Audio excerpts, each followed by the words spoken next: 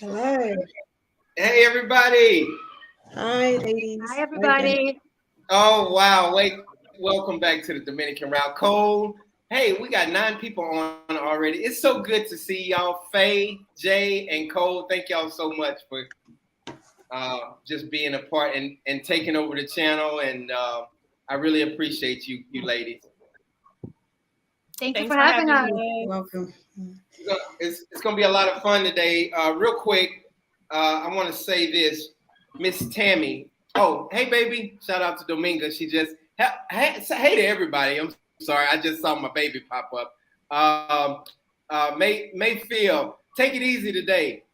Community guidelines and all. Quan, what's going on, brother? Always good to see you. King Choice, let's go. Let's see. J-Day, the Traveler, what's going on, brother? It's always good to see you. J-Day Cole is building a house in the Dominican Republic. I don't know if you saw that live, but he's building a house there. Hey, baby. Hello, Hi, my Dominga. sweetheart. Hi, Dominga. Okay. Oh, look who's coming up. Bring Krusty in, please. Rico Suave. Better late than never. Look at your hair. I like your hair. Nice. I look like a young Marine, don't I? Yeah. Yeah, The you look missus good, told me man. The missus told me I better get a damn haircut. You Maybe look shave good, my man. beard, everything off, but it's coming back. I'm sorry, I had to Hey, get my cocktail. No, you good. Go ahead. You go ahead and do the shout outs, Cole. Hi, Look at Juan. Valentina. Hey, African Dominican, you look great, girl. Is that a new picture? I might be late, but you looking cute. Mm. Yeah, I think she had it up for a couple weeks. Hey, Pimp Boy, Brooklyn. How you doing? Happy Sunday. Oh, he just popped Hey. up. Oh, Rico's here. Rico's here. Where's Rico? I'm here. Sweet Why are daddy, you what's late, going on? Rico? I'm on CP time. You heard of Caribbean CP time. time. This is CP channel. So we be on CP Right. time. Well, actually, I'm early. That's right. Hey, Dominga said, hey, y'all. Hi. Hola. Hi, Dominga. Hi, Hello. Dominga. Oh, okay, really quick. I want to get some clarification because Faye sent a voicemail to me from Miss Tammy Washington, and Miss Tammy said that we can share it amongst the girls. And I was I apologize because I would never do anything intentional, but I just assumed that we can share it with the Dominican Route family. She said it's still fine. We can still leave it up because I asked her. I said, "Hey, you want me to take it down? You want me to take it down?" And she said, "No." She said, "No, it's positive." But and that's a lesson that I have learned. Now I'm gonna make sure I call the person directly and ask her, "Hey, is it okay if we put this video up?" But I just assume, and then what they say about assuming. Make an ass of you and me. That's right. And I gotta blame Faye a little bit for because her You got it or you want? her accent. You got to or you want to? Which one? No.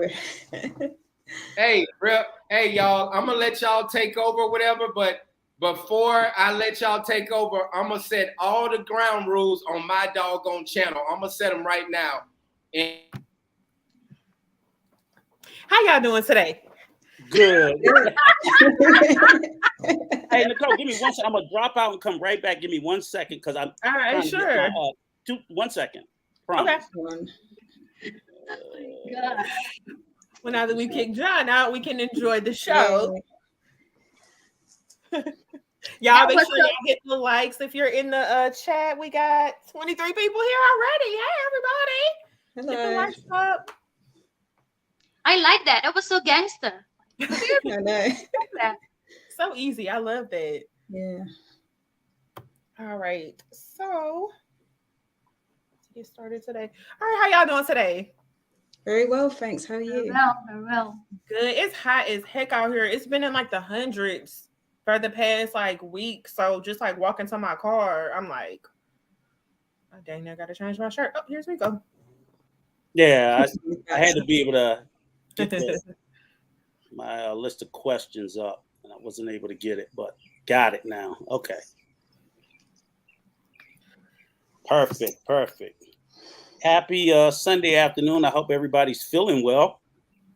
Yes. Good. Yes, we are. Good. Why am I struggling with this? Hang on. There we go. Let me get that out the way. All right, good. So have you did the shout outs yet, Nicole? No, you go ahead. Like Okay. to the comments? No, the shout out to who's in the chat. Oh yeah, John did that when he came in. Oh, he did? Okay, good. All right. So this is as you guys, any of you guys was here last week, not me. We did a part 1, and I'm happy to be here with these 3 lovely young ladies. And I think it went pretty well. As well as it could have went. Could have been a little bit better, but Dominican Route family got the opportunity to meet and learn a little bit about these ladies and to see them. And hopefully it is Coach Juan's intention that Coach Jonathan's intention that maybe we're going to try to grow the channel a little bit better, to be a little bit more inclusive, and especially to get some of the female perspective on the Dominican Route channel, because you guys are all part of the family. We can't do this without you, and you're a big part of it. So it's important that we hear your perspectives as much as, we hear the Dominican people. We've seen and saw you guys seeing a lot of Dominican ladies on this channel, but in the subscriber base, there are a lot more female travelers from around the world, black, white, whatever the case may be. And as you guys met last week, I think Jay is from the Netherlands, Faye is in the UK, myself and Nicole, we're both in the US. So we got a pretty wide perspective, and I think that's kind of good and positive because everybody's a little bit different. So this week, along with all of your well-heeled, intelligent comments from the chat, we formulated a list of questions that we wanted to ask each other, and hopefully you guys will get to know us a little bit better, our thoughts around traveling, our thoughts around the DR a little bit more detailed. So with that being said, let me first say, and let me say this too, okay, just to get shit off on the right foot, okay? Y'all gonna keep on with that I'm talking nice, and y'all gonna get the same old nasty, crusty ass Rico back. I'm trying to be a little bit professional, but you're right. I can behave, I can clean up, and I can behave. But that demon resides inside me, and he's liable to jump out at any given moment. But since I'm here with these 3 beautiful ladies, I'm gonna stay calm and peaceful. Now, I ain't got to deal with John ratchety ass. That's why it's John. It's John that brings it out in me. But I wanted to ask a series of questions, and these questions are for everybody. And the first question that I wanted to have was to, and any of y'all can start, is what's your favorite place that you have traveled to so far and why? So any of you can jump in and we'll go around so everybody can answer the question so we can know more. Yeah, I can start. So this was in 2014, but I would say Nigeria is. That's my nationality, but the first time I went there, it was quite a culture shock because from how the media has portrayed Nigeria is like in the slums and, people have no money, no clothes and all this. So I never wanted to go. Like, even when my parents were saying we're going, I was like, oh, people are going to beg for money. I'm just going to look like the rich person over there. But when I got there, majority of my family members are more wealthier than us over there.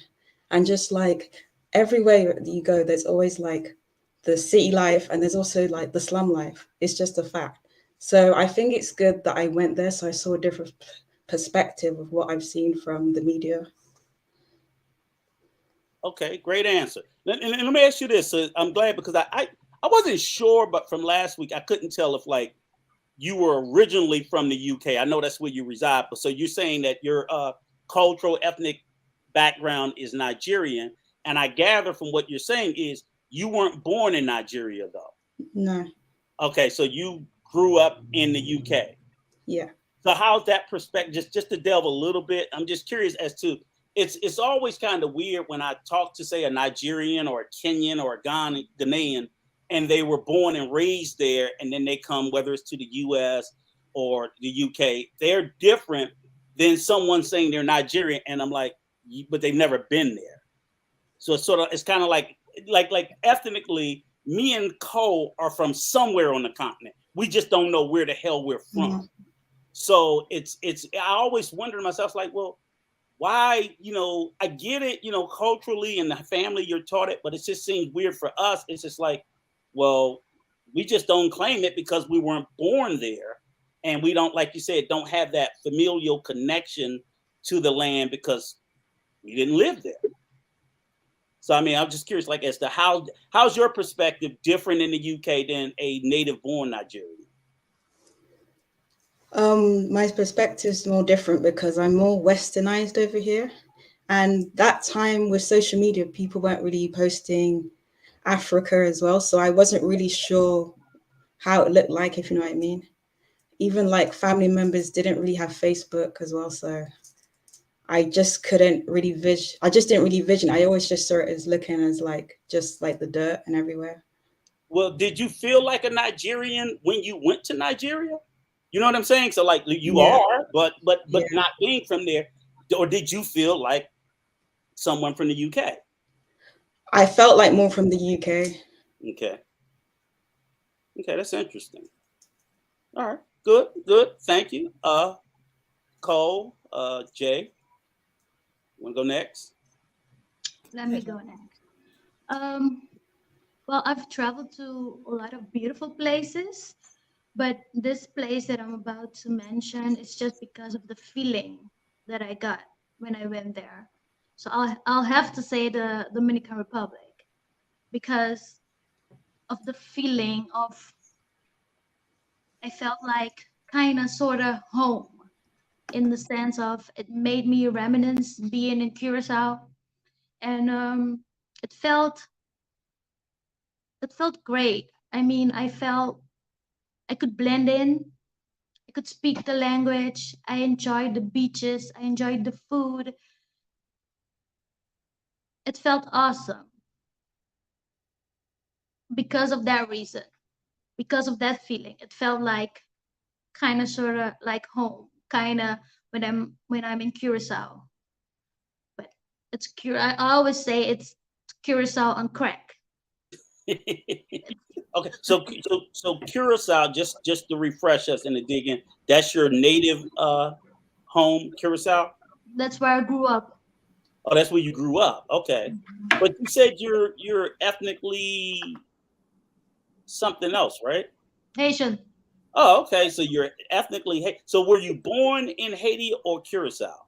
I was born in Haiti, Okay. and I grew up in Curacao. So I don't have any memories from Haiti. Okay. So I feel until now I feel that disconnect. Mm-hmm. So yeah, I'm Haitian by birth.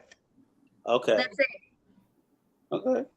And to be honest with you, as an African American, I ain't gonna say happy, but it's just sort of like it. I don't know how it makes Nicole feel, but it makes me feel specifically from the African American experience because I think for the longest time we've always believed everybody else except us knew where the hell they were from, or really had a connection. So it's interesting to hear other people to say that even though they're from a specific place, they don't feel anything of that place, or they know so little of it. So it's like, okay, I think that as an African American, it doesn't make us look so awkward or so bad, because we do get a lot, and we don't, because we don't know our culture and our ethnicity because it was stripped from us. So it sort of made us feel bastardized. I So understand, but not at all. There is a book, I don't remember the title. It explains the difference of, let's say, an, a Haitian person that was born in Haiti and grew up in Haiti is different than a Haitian person that was born in Haiti and grew up in, let's say, America, and a Haitian descent person that was born in America and raised in America. Three different type of people with three different type of mindset. So yeah. Yeah, Good. I thought so, but I'm glad to hear from somebody who actually from that background, because I've always told people, I've just always said, like, I'm like, a Mexican and a Mexican American is two different things. They just ain't the same thing. And believe it or not, you have a lot of Hispanic people in the U.S. that don't even speak Spanish. So I know several Mexican second and third generation. They don't speak a lick of Spanish. It was weird the first time, but then I'm like, hey, I'm still learning every day. So that was interesting and that was good. And I'm glad to know about that. So thank you, Joe. Yeah, we're definitely made to feel bad about. It's thrown in our face a lot, like as an insult. They're like, "Oh, but where are you really from?" Like, girl, I'm from here. Like, what do you mean? Like, you know the history, right? Like, what are you asking me? Ask your people where I'm from. Like, I don't know. Y'all the one who burnt the books. Like, So it does feel good to hear that, like, it's not just like what people try to pressure us, like, oh, you should know. So it is refreshing to hear that. Thanks for sharing, Jay. Did you see the I think you kind of answered African Dominican's question, but you said you didn't grow up in any of the culture or the food and stuff like that. Like your family, did they do that? Or I did grow up with the culture in the sense of my mother used to cook like health Haitian dishes, health Curacao dishes, health. I did grew with the culture, but I did not really partake in Haitianness. Let's put it that way, right? So as an adult, I've had to discover for myself what it means. When I hear a Haitian speak about their Haitianness, I'm like, oh, cool. I cannot feel it because I wasn't grown with that Haitianness. So that's more my point, if it makes sense. Yeah, it definitely does. That's good. Well, I haven't traveled a lot of places. The only place I went outside of the country was Canada. So, I mean, it was okay. But I kind of like how Jay said she liked, I mean, I didn't feel necessarily, like, I wouldn't say it's the best place, but I kind of like places that feel homey in the way that Jay was describing it, like a place where you can go and maybe you're not from there, but it feels nice to be somewhere where you can fit into what's going on around you, versus being like the only Black person in that. How was it compared to America, though? Or compared to Louisiana? It was really different. There was snow, which is why we went to go skiing. We went to this big like resort thing where I hated skiing. Like the shoes, I didn't expect for the shoes to like bend your ankles outward. So it's almost like you're bow-legged. And I was like, man, this is super uncomfortable. I don't like it. And then I realized I really don't like snow that much. So that's why it's like, it was all right. Well, that's weird. So let me answer just for me, and it's weird as for us to be in the U.S. and connected to Canada. That's one of the few places I haven't been. Go figure, the closest country I know. Go to. So I'm not ashamed to admit I've never been to Canada, and I'm certainly not going when it's cold. But and I love skiing. I actually love skiing. I like the cold. I like it, but I also want to avoid it. So I'll say that, and because some of those places are just bitterly cold. So, but I like Canada. I like the cold and I like skiing. I don't know much. What I saw about Canada, it seems okay, but it's weird. It's the country that's like it's this huge freaking country, and all the people are on two sides, and there's nobody in the damn middle. So that just kind of weirds me out. But I would say for me, so far of all the places that I've traveled to so far, the place that I've liked the most was Costa Rica. So I really enjoyed my time there. The wife didn't like it, but I did. I found the people to be very friendly. I felt very welcome. It was one of the places where I felt like, I mean, it's a very safe country to be in Central America, with all the other, far more riskier countries. Costa Rica's, I think, was one of the countries that didn't have never had an army because they don't have gang problems. So it's weird. It's a weird Central American country in that way. And that's probably, Quan, the one thing I didn't like about Costa Rica, though, it wasn't cheap. I thought it would be, but I mean, I was spending like I was still in the States, so that was what I did not like about it at all. But it was Your dollars were running up. Oh, they were badly. I mean, and but it's a very, if you like the environment, it's like the world's #1 eco tourist country. So like I was the two things that stood out to me there was, for all the other Central American and Latin American countries I've been to, I noticed like smoking is a thing, you know, because like we got rid of smoking, but people are smoke, fucking children are smoke. But there's like no fumar everywhere. It's like a deadly sin for anywhere smoking, and you can't do anything to like the wildlife because that's the draw of the country. Like, and they have everything. You might think you will see fucking everything there in the woods, all over the place. So it's a really, really good country for that. And I encourage anybody to go. Don't stay but a week because it's gonna tear your pockets up. But it's a beautiful country. So that's that. So I'd say right now, places I visited, my most favorite place has been Costa Rica, and the climate is good too. So that's good. All right. So the next question, and this is I'm out of this because this is generally for the ladies. This is lady night. Okay. But so, can we maybe what is it? I saw a question from Juan or something. Maybe we can say one question. Yep. Mm-hmm. So we want to answer it. Okay. So we'll do this. Okay. So Quan asks, Jay and Faye, do your parents have their birthplace accent, or did they pick up the new one? My mom, my mom does. I love it. It's funny. It's funny. And until now, I still tease her sometimes. She picked up the new accent? No, she still has her accent, and then she'll pronounce words with her accent, and then I'll repeat what she said in her accent, and then she'll look at me and say, "You're making fun of your mother." I'm like, "No, I'm not."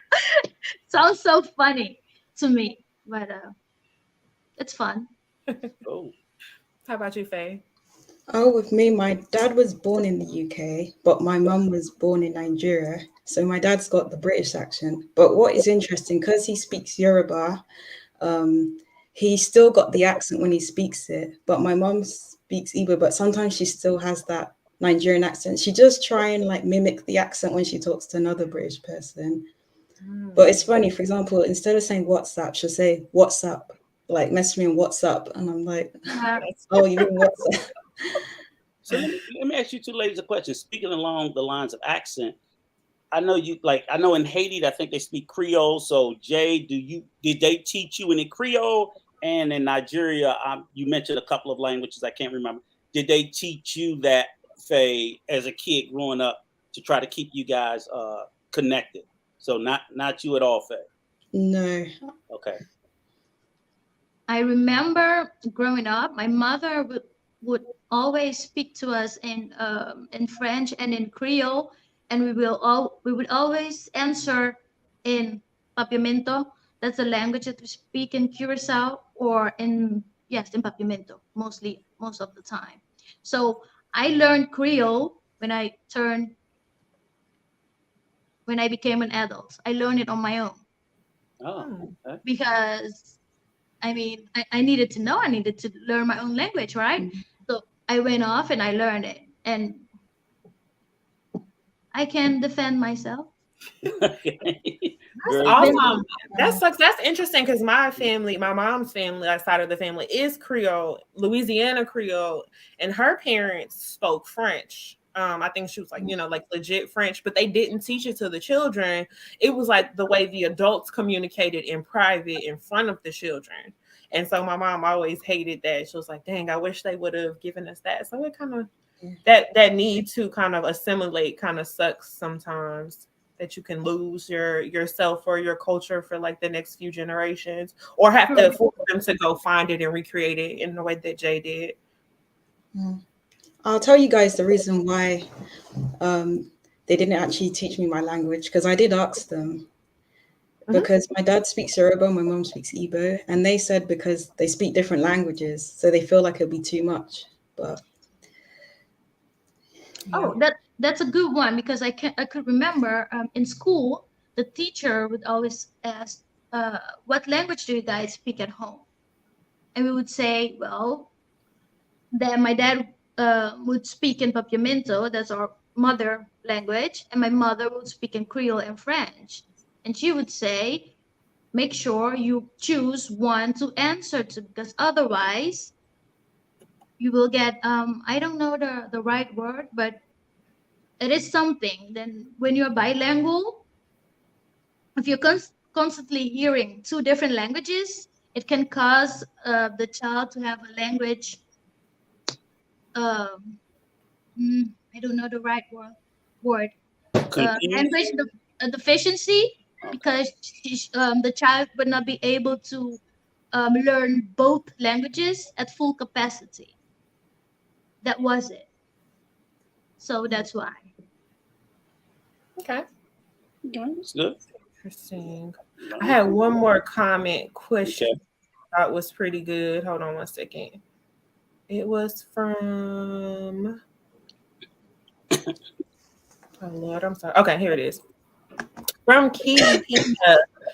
I'm curious if any of the African Americans have done a DNA test. I did one and found it to be insightful. Have you done one, Rico? Actually, no. Believe it or not, I did do.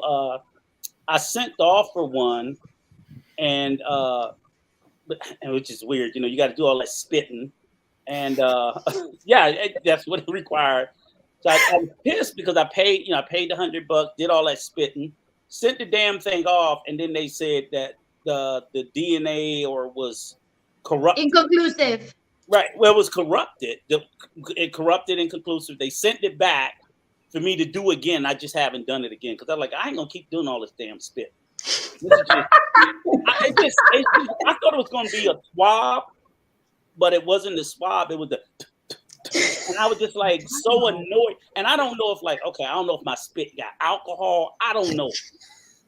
And I still got it in there. I got to do it again, but so I haven't gotten it done. If I get it done, I would be more than happy to come and share it with the Dominican route family because I would like to know. And I paid for the shit, so I got my money back. Yeah. What about you, Cole? I haven't done one yet. I plan on doing one. I'm kind of like Quan, like the kids kind of, I'm like, what are you doing with my DNA? Like, where is this? What nefarious intent is behind me sending these people my stuff? But I also am, I am curious to understand and know, and I would like something to feel or to start to draw some type of connection to like beyond just my like African American heritage. And one other thing is which you really got to end up doing too because the one I did, it wasn't 23andMe. It was something like whatever. But then the separate one, which I want to do separate, is the African Ancestry because that's the one I heard about too. Where your ancestry is back to the motherland. So I want to do them both because obviously I'm like I got more than just African. I'm sure. So I want to know where them other little bits are as well. And then I also want to know where my heritage is in Africa. So I'm gonna have to cough up another $100 and spit again. But no, I will start keeping a little spit jar or something at your house. Yeah. Cool. Cole, can I quickly ask you a question? Yeah, of course. You know when you say you're Creole, do Haitians get confused about that? I don't know Haitians. Okay. I don't know any Haitian. I might have met a Haitian, but there's not like a Haitian culture to my knowledge around where I am. Like, and I think Louisiana Creole is like slightly different than like the Haitian Creole. So like, I probably wouldn't even, if I knew like Creole, French Creole that they speak here, it probably wouldn't be the same as what Jay would know. So yeah. Okay. What I found interesting about that was I saw a video and the guy was like, what the confusion was Haitians consider Creole a language as opposed to Louisiana, they consider it a people. So it's like in Louisiana, they consider people Creole, even though it is a language, but it's like you could be Creole in Louisiana, right? And not even speak Creole. Yeah, most people, like a lot of people here don't, like none of my mom's family speaks Creole. And like I said, her parents like spoke French. They didn't speak, and my mom knew the difference. She was like, they did not speak Creole, they spoke French. They're called Creole, which is but the people, they are a Creole people, which is kind of probably just like a subset of like lighter skinned Black people. So like if you were to see my mom, or like I have a picture of my grandmother, like my mom's side of the family does look white, but they were never considered white. But they are they could have, if she wanted to, like white the family passing. could have been white passing, which is a verb. It's not an appearance. It's a thing that you do. And they could have gone to the North and pretended to be white and probably got away with it for a while till some little brown babies got mixed up in there somewhere. But yeah. Look at the picture. Like that's my grandma. Oh. She's like, it's a whole lot of light. But she's like super white. Like my mom has like super soft hair, like fair. They're just like, I brought some friends over and they're like, who are all these white people? And I'm like, these are not white people. It's my family. Shut up. Cool. All right. Good. And do we got another one, or we're gonna move on? Let's move on. Another one. Okay, from Valentina. Yeah, I think I just answered this. They're just well, because it's like a mixture of like a lot of the French heritage. So Louisiana was the last part of the United States to be added. It was owned by France longer than everybody else. So that French connection is what really differentiates people. So we have like the Creole and Cajuns. Cajun is a little different than Creole, slightly in the way that they are. It's a whole thing that would take a while to delve into, but it's like very minute distinctions that come from slavery and just being able to be like, what type of Black are you? You know, like how Black are you? Like, you know, it's like kind of almost similar, I would say, I don't know if people agree, like kind of like how like mulatto, or like what do you call it if you're like a third Black, a try something, but you know, like those type of things. So okay, go ahead. Okay, so next question, and this is primarily for you ladies. Preferred way to travel, in solo or group, and why? Ooh, a group always for me. As a woman, just in general, like I don't feel safe alone. I would always rather have more people with me. Okay, good answer. Good answer. Okay. Or Jay, either or. For me, it would be both. It would depend. If I already know the place, solo, I wouldn't mind solo. But I mean, in a group setting, it's a vibe. It's more fun. You can also have fun solo, but in a group setting, that would be better, I think. Okay. I'll say solo going, but arriving with a group and connections. Oh, that's a good one. Yeah, that's interesting. So have any of you ladies traveled solo? Yeah. Yeah. You DR, right, Faye? Yeah, mine was DR, my first solo. Okay. And then was it, you know, because you would for the entire trip you were solo. Yeah. How was it? Oh, really? Yeah. That's interesting. Well, I was connecting with a few YouTubers, but I was like solo, like in my room. But going, I always had someone with me. I didn't hear you. Connecting with what? I was connecting with a few YouTubers. So like I met Bridget, I met Sharon, Tammy from the Ebony Ladies panel. Okay. Oh, that's nice. And they were in my neighborhood, so it made it easier as well. Okay. Jay, you ever solo travel? Yes, but I went back home, so how solo was that? Yeah, because you get with family, right? So yeah.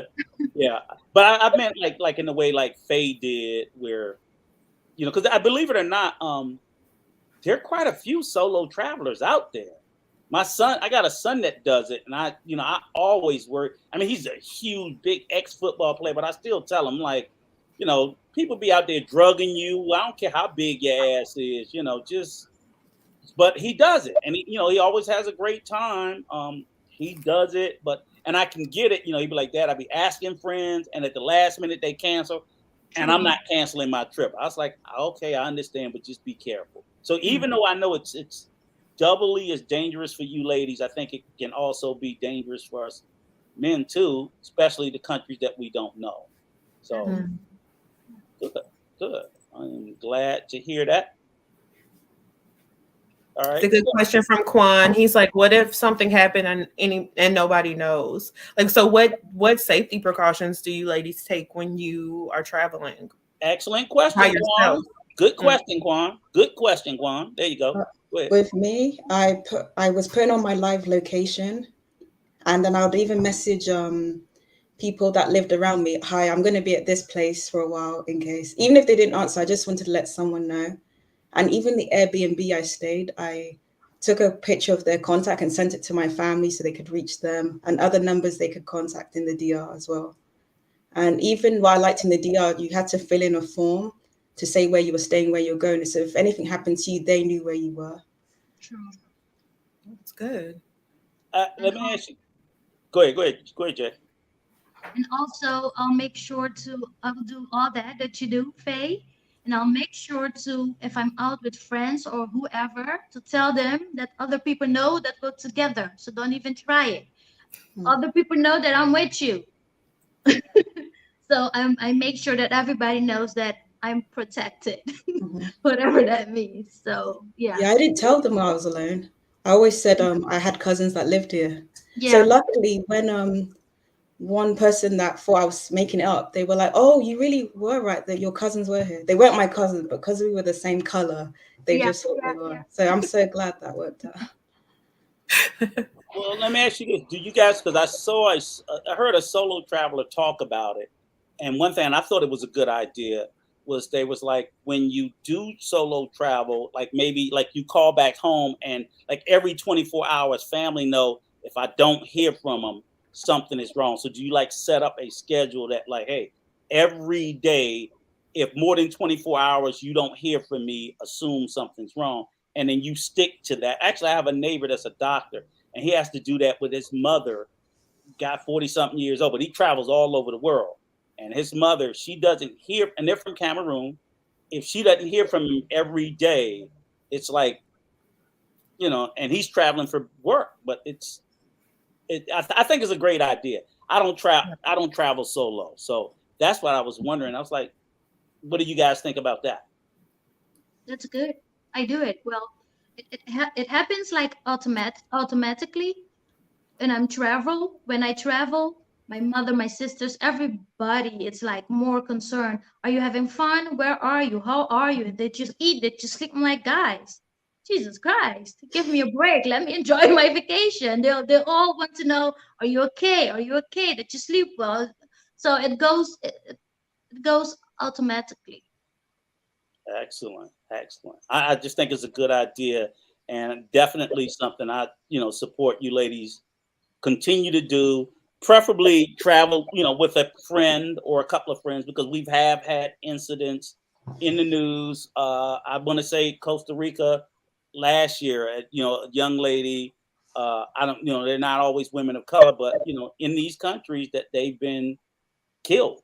Yeah. So we see these stories that happen in the news, in particular these solo travelers. So I'm not a big fan of it, especially for you ladies, but again, I understand, do it. You should be able to go wherever you want, but let's travel safely. So, Brother Rico, I can tell you why. It's because I was trying to find out in my friends circle who wanted to go DR. None of them really felt like going. And because I wanted to go, I was like, I'm going to do it. So I thought, if I can't go with my friends, let me actually just reach out to these YouTubers.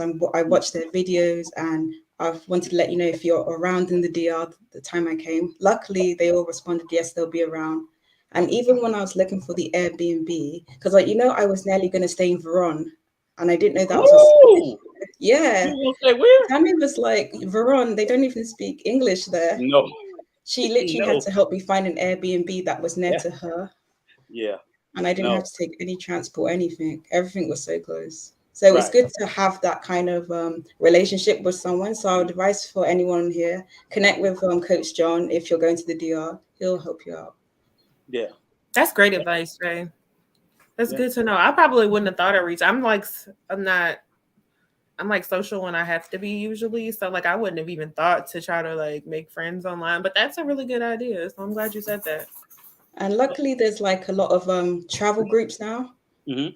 So that is good. And even in keeping in mind with that, obviously the ladies that you connected with, they're rock solid. They're all superstars and really good people. Even with that, even if you connect with a YouTuber or someone online, vet them online while you're home. Really vet these people because even these YouTube, as we know, Coach John, real name is Juan Mount Valdez. So you gotta vet these people and make sure that they're Juan not Pedro. fraudulent. Yeah, he's got the FBI looking for him. So vet them and make sure you're not over there in cahoots with some degenerates in these countries. But that was good. You picked a great group, and I'm glad it worked out for you. And I suggest everybody should travel solo or as a group, but just be careful. That's the point. And you did it well. Okay. So you got another one, Cole? All right. So let's go to the next question. All right. And this will be for us. Can you guys name something about the DR that you would want others to know?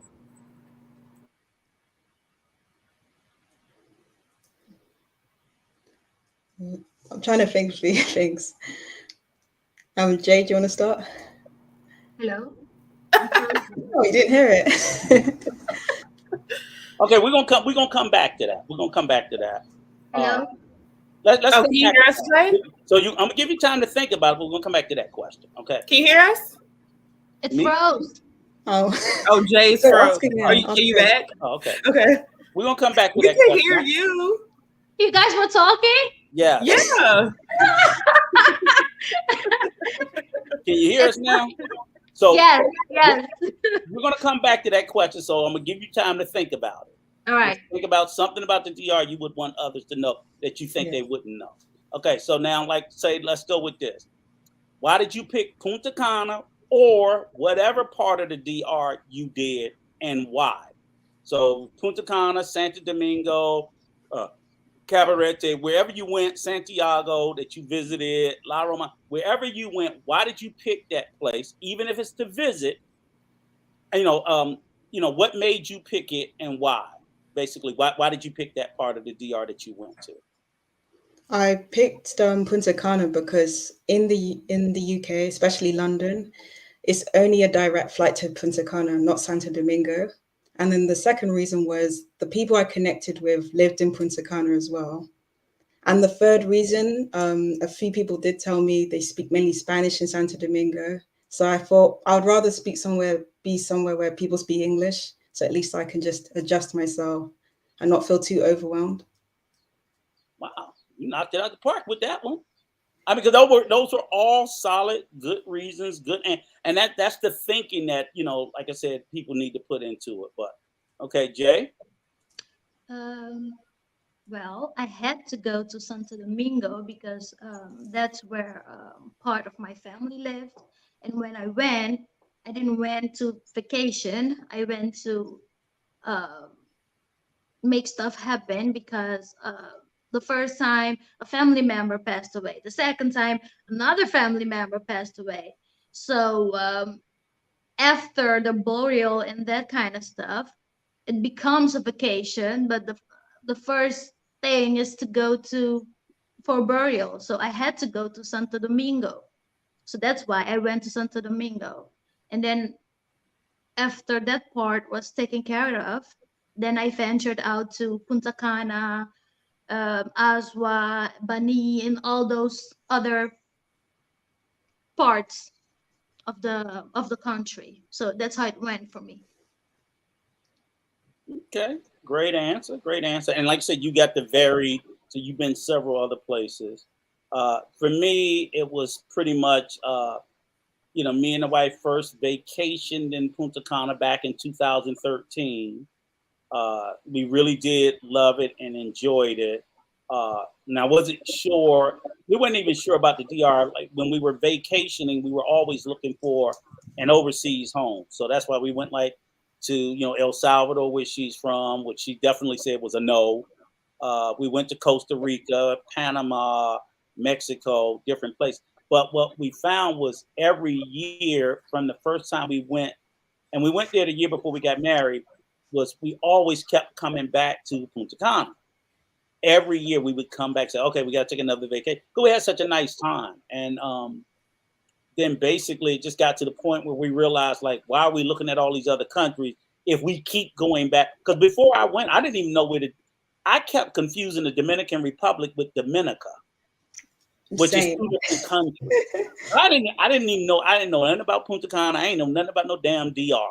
I knew nothing about it. And so for me, and she just told me, oh, I want to go to Punta Cana. I'm like, what the fuck is this? I was thinking it was Dominica. And then we just sort of like fell in love with it. And then when it came time, it was like, hey, let's pull this money together, because we started, when we were at the resort in 2019, the owner was like, oh, we're selling our condo. Mm-hmm. And she took us over to look at it, and we went and looked at it, and we fell in love with that. And we were like, okay, maybe we can buy this, because her mother was living in it.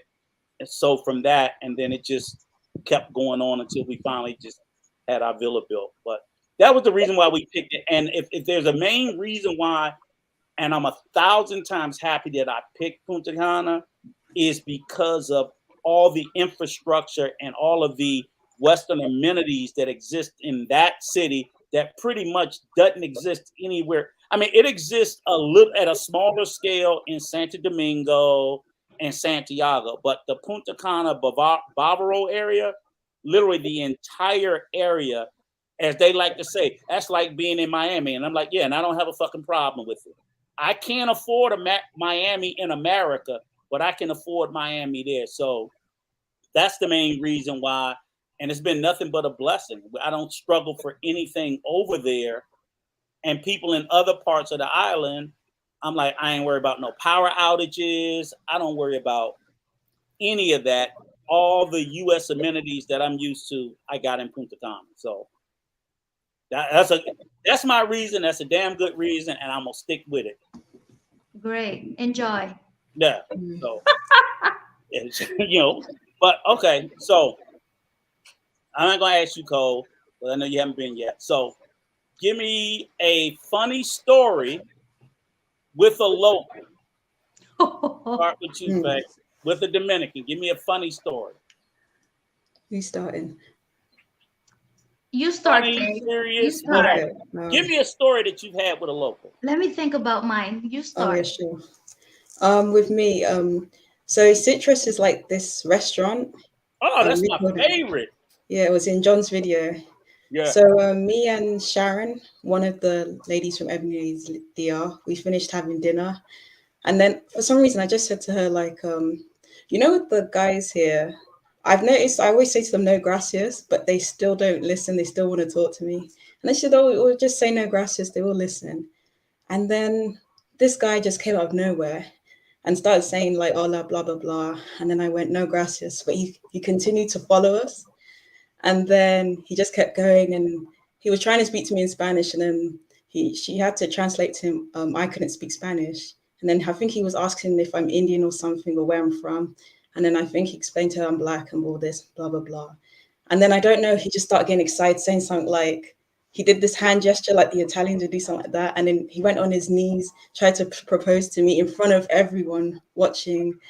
It was so embarrassing. I just had to burst out laughing. Oh my God, really? Yeah. It was just a big scene, like in the middle of the street. But what did he mean with the proposal? Like, marry me, African queen? Yes, or what? Something like that. He just loves me so much. I'm the girl of his dreams, blah, blah, blah. Oh, that's hilarious. Sure you were. So yeah, I've got options down there now. Now I know.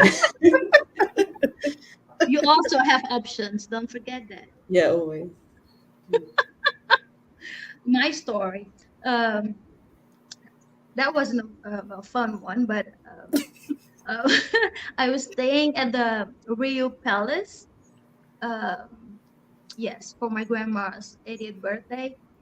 And we were having a great time. And there were like souvenirs vendors, and he was slick. I liked it. He was slick. He was like, "Oh, Morena, Morena, yes, we're black people, blah blah blah." And he was giving me.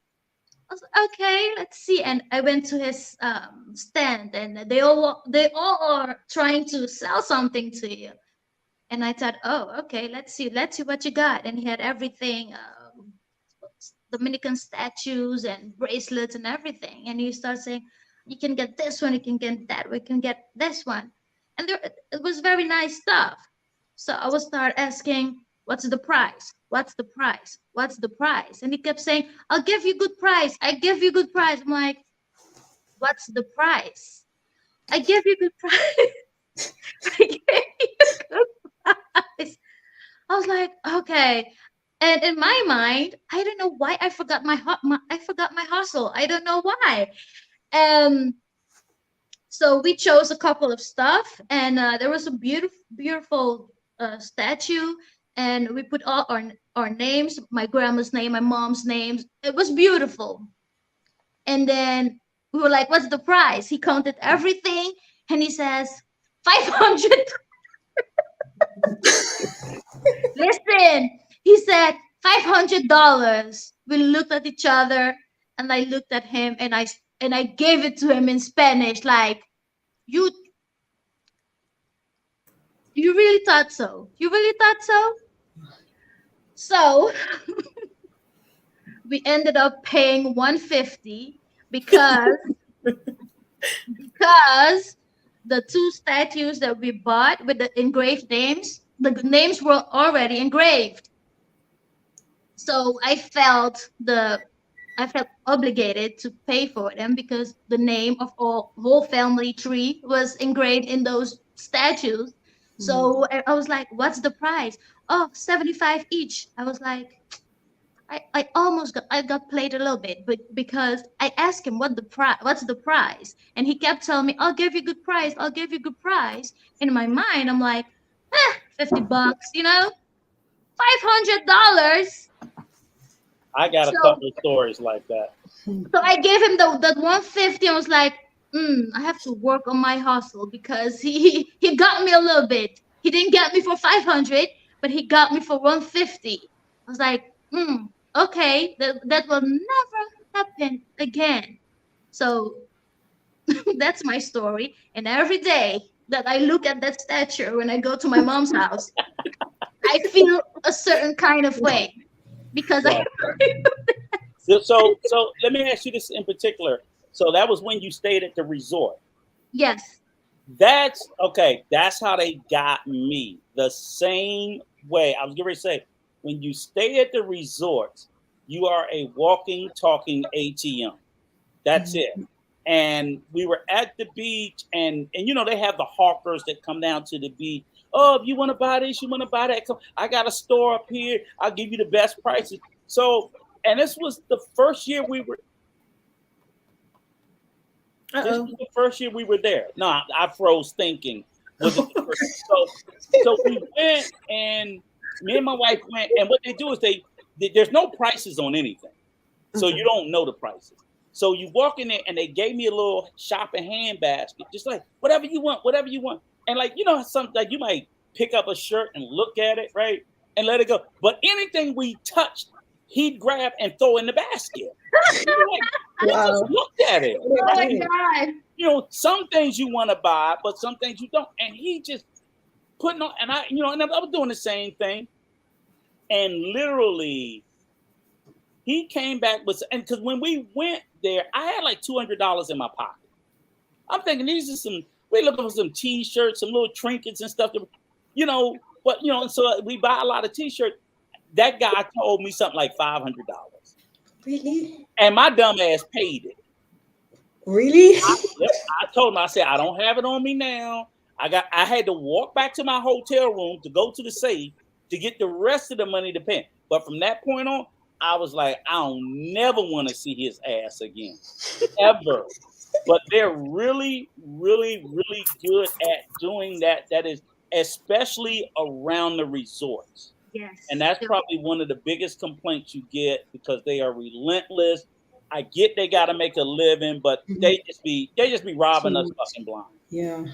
I watch a lot of those videos because I look into, well, you know, because of John and stuff, I'm looking into traveling and all that. But I've seen a lot of just like people like in Egypt looking at the pyramids, or just like in different areas, like the different hustles, like you walk around and they're like, oh, here, take this, you can have it. And they'll, you know, you'll take something and then they start like demanding money, like very aggressively, or like they'll lie to you and be like, oh, this is closed, but I can take you over here. Or even that little game that they trick people into, where they have like the thing under the cup and then they move it around and they end up like getting all the money. Yeah. I didn't even know people still fell for that. Mm-hmm. But it ends up like it's a group of them, and if you don't want to pay, or if you're like, oh, you're scamming me, like everybody just converges on you as like a group, and they almost like bully you out of your money, which is wild. Yeah, I've had a couple of so I had that incident. I had the incident like because I know, you know, like when you stay at the resort, they get you that when you come in. Oh, if you come and watch our presentation, we're gonna give you a free gift. And I got bullied on that bullshit. We wasted a whole day of vacation where they took us around, and the guy, that was the first year, and he got me at the airport. So when I came to the airport, they was hawking it, and I had to pay them $50 for the taxes. And they said, we'll come to your hotel tomorrow. So they came the next day to pick us up, to take us to the resort that we started going to. And then, I mean, the resort was to die for, all 5-star, gorgeous. But I kept asking when they pick you up, they take you to breakfast. Oh, eat whatever you want, get whatever drink you want. And I'm like, okay, but how? And I kept telling the guy, I don't have no money. I don't have no money. But he just kept, because they think all Americans are rich. And we went through the whole day. And every time I would ask him, like, how much does it cost? Oh, we family. Don't worry about it. We family. And I'm like, this shit, I don't know. But we went all the way through the day, and then they took us to the sales office. And when this guy sat there and told me $88,000. Pardon? Are you out of your fucking mind? Hey, this is because they're selling timeshares or vacation clubs. Oh, well, we get you. I mean, they started at 88,000. They got down to about maybe 20-something thousand. And I kept telling, and I told him, I don't have no money. Well, what about your credit cards? I'm like, I got bad credit. I was just like, there's no way in hell I could buy that. But what turned on me was the guy that had been super nice, kissing my ass all day. From that point, when he realized I wasn't going to buy, he completely changed. You just wasted. I mean, just start talking to me like any kind of way. You just wanted the free trip. And I'm like, wait a minute, I didn't even. You wasted a whole fucking day of my vacation on this shit, and now you talking nasty to me because it was a free trip to stay on the island. And my wife was pissed when he changed, and my wife was like, give him that shit back. We don't even want it. I said, hell no, I waited all day for this shit. I don't care how he talked to me. But yeah, it's the the high pressure sales tactic. So I would tell anybody, if you go and you stay at those resorts. I've had it happen to us in El Salvador, in Costa Rica, in Mexico. They all are pushing these high pressure sales tactics. Woo, okay, we got to do this. Wait a minute. Hold. Let's see how much is 250 pesos. That's $5. The stupid question fee is about $20. Come back when you got 25. You missing a zero, big stupid. So big stupid. I'm gonna give you this one courtesy, big stupid teenager stuck on an island.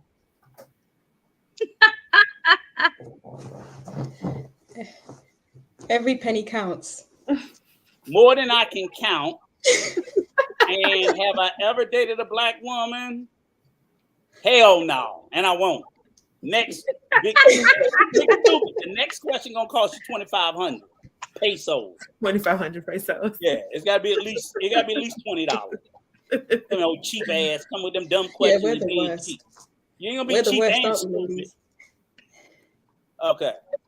But that's just to say that they'll do that, and I will tell you this too. This is the last point. It was last year. You know, we went for our anniversary. Myself, my wife, and 2 other couples, and these are retired people. And it was funny. We were right there. You know what Citrus is, right, Faye? I forgot what the restaurant that's there to have the green awning right there by, you know what Cat's Corner is on the corner where all the motos be? And then there's a Dominican place next to it. Yeah, and it also the place you used to go in and used to have to take the COVID test to come back home was up in there, and they got a massage thing. But we were there, and it was funny because it was the 6 of us, and we were sitting there eating dinner. You know, it was like 7 o'clock, 8 o'clock at night. So it's 3 couples sitting at the table. But my buddy Mike's 65 years old, and he keeps seeing these little young Dominican girls walk by, looking and smiling at him. Right? And he's like, Rico. I'm like, what, Mike? She's smiling at me. I'm like, Mike, wow. He's selling pussy. What are you talking about? And they see us with our wives. I was like, she don't care. She'll sleep with y'all. I'm like, but he was thinking, like, he was, Mike's old, 65 years old and fat. I'm like, Mike, stop it. Your ass don't look that good. So it's funny. And this is in that's Los Corrales, El Cortecito, a very heavy tourist traffic area. It's still veins of it there that you'll see. So it's pretty good. It's pretty good. But that's some of the local stories that I ran into. That was a local trying to sell me that bullshit timeshare, which was trying to rip me off. And it was the locals that ripped me off in that store like they got you, Jay. So I'm telling you, stay away from them little boutiques. And you know what they'll do too? They'll plow your ass with free mama wana. So you go in there, they're giving you free drink, ain't giving you no good liquor. They give you that free mama wana, and they're suckering you in. And that sticker shock gonna hit your ass. So, you know what annoyed me, brother Rico? Yes. When I got the magnets in the shops opposite me, I found that they were much cheaper at Jumbo. So I'll say get them from the stores. Don't go to the gift shops. Go to the stores. Mm-hmm. But the stores actually have the prices listed. So but they just make up the prices. If you don't see the prices, run. Don't even get me started with that. The 2 things and the couple of bracelets. And then the day that we left, we went to another souvenir store, but with a person, with a trustworthy person, and the same damn bracelet that I bought at $25 was $7. I wanted to scream, but hey, it is what it is. So just took the L and keep it moving. $7, and I paid $25. For the same bracelets. Yeah, you got to be careful doing all that. They definitely gonna try to get you, especially if they hear that you're like foreign. Yep. Thank you, Mark, for the super chat. I think he said he was stepping away to get a drink, but thank you anyway. Yes. All right, let's see. We had some questions from African Dominican. She's trying to get it spicy in here a little bit. So she said, what do you ladies travel for? Top 3 reasons. Okay, that was one of my questions, Valentine. You didn't let me get to it. But you know what? Because it's you, we're going to get to that one now. So again, and let me tell you how I did it was I just, basically, what was your primary motivation and what is your secondary motivation for travel? So give us your top 3 reasons for traveling. Great question, Valentina. Thank you for participating. Excellent question. We need more like that instead of that cheap ass teenage island boy with his dumb ass questions. He better have 5,000 pesos. We're gonna boot his ass out the check because he's big stupid. Go ahead, ladies. Anybody Top want to three start? reasons, or top 1, 2, whatever you can think of for traveling. Any of you guys can start. Mine was I wanted to be more open-minded and just to see what's out there. And because of how the media portrays all these countries, I don't want to kind of believe the stereotypes about others. I want to go and see it for myself. And another reason was I've always had this interest with Latin American and the Caribbean because of their history. So I've always had this like vision to like visit like the African diaspora countries. I don't know. I just don't have an interest going to Europe, even though it's next to me. It's cheaper. I just really want to go to these other countries and just to see how they're living and to let them embrace the African, not by saying Black Power, but more like letting them like meet an African, just to see a different perspective that we're not all Yeah. uneducated or we don't look good and all this stuff. What's wrong with saying Black Power? There's nothing wrong. But I think they think we're like forcing it down their throat to say you're Black. You know what I mean? Down whose throat? Huh? Down whose throat? People in the Latin American countries, in the Caribbean. Oh, yeah. Okay, we'll talk about that another day. I don't think we're forcing it. I think But that's how they see They're in it. denial. That's what they they're in think. denial. Yeah, that's We're not forcing it because I can't force you to be what the hell you are. yeah. If you came from that same transatlantic trade, then what the hell are you? Let the mixed people alone. They're Spaniards. Let them alone. Let's keep moving. Look, they're Spaniards until their ass end up in Spain. Then the real Spaniards will let you know what you is. But go ahead. Go off. I don't care. Real quick, you guys, we got another super chat from Let's Talk Better Black Wife. He sent $10. Yeah. Yep. You know, let the hate go. Let the hate get real. That's what it is. They mad because I look because of me and my 25-year-old looking self. I get it. Everybody can't pull this off, Clarence. Everybody can't pull this off. You have to have the right amount of swag for this. Okay? I got it. You do look like a general. You do look good. You miss your uniform and Thank you very much. Thank you. All right, Jay, you want to answer? yeah. Well, I grew up around a mixture of cultures, so I've always been open-minded. But I always, when I travel, I want to get to know the people, get to know the culture, enjoy the food, the language, dance. Just be part of the culture. I don't like resorts and that kind of stuff. I mean, I do like it, but I mean, you know what I mean. I fucking love them the way they spoil you. Yeah. I love it, but I mean, I wouldn't be able to stay at a resort. We stayed 10 days at a resort. I was like, I need to go out. I need to get to know the real people, we are engaged in luxury. I need to know the real thing. I need to see the real people and eat the real food and that kind of stuff. So and then 2 days later, back knocking on the resort door, let me back in. They ain't got no air conditioning out here. It's hot as hell. Let me back in. Like, more or less, yes, but still. I just tell everybody, I'm like, make sure you ready for it now. It is real out there, but make sure you're ready for it now. Yes. Go ahead, Nicole. What's your reason for traveling? Well, the traveling that I want to do actually is I want to do that after I do my genetics. So like that question we were asked previously, I want to know where I come from, and then I want to connect with those places. Like kind of like how you ladies were saying, like I want to go somewhere that I can feel connected to. I want to be somewhere where I can feel involved, find a culture that, you know, see where I feel like I'm really drawn into it and start trying to mend some, you know, broken roots or whatever as best I can from this perspective. So that's my main point of where I want to go. I want to go to the African countries, the diaspora countries, like Faye was saying, and I want to find myself in like the cultures that I'm visiting. Great answer. Any secondary reasons?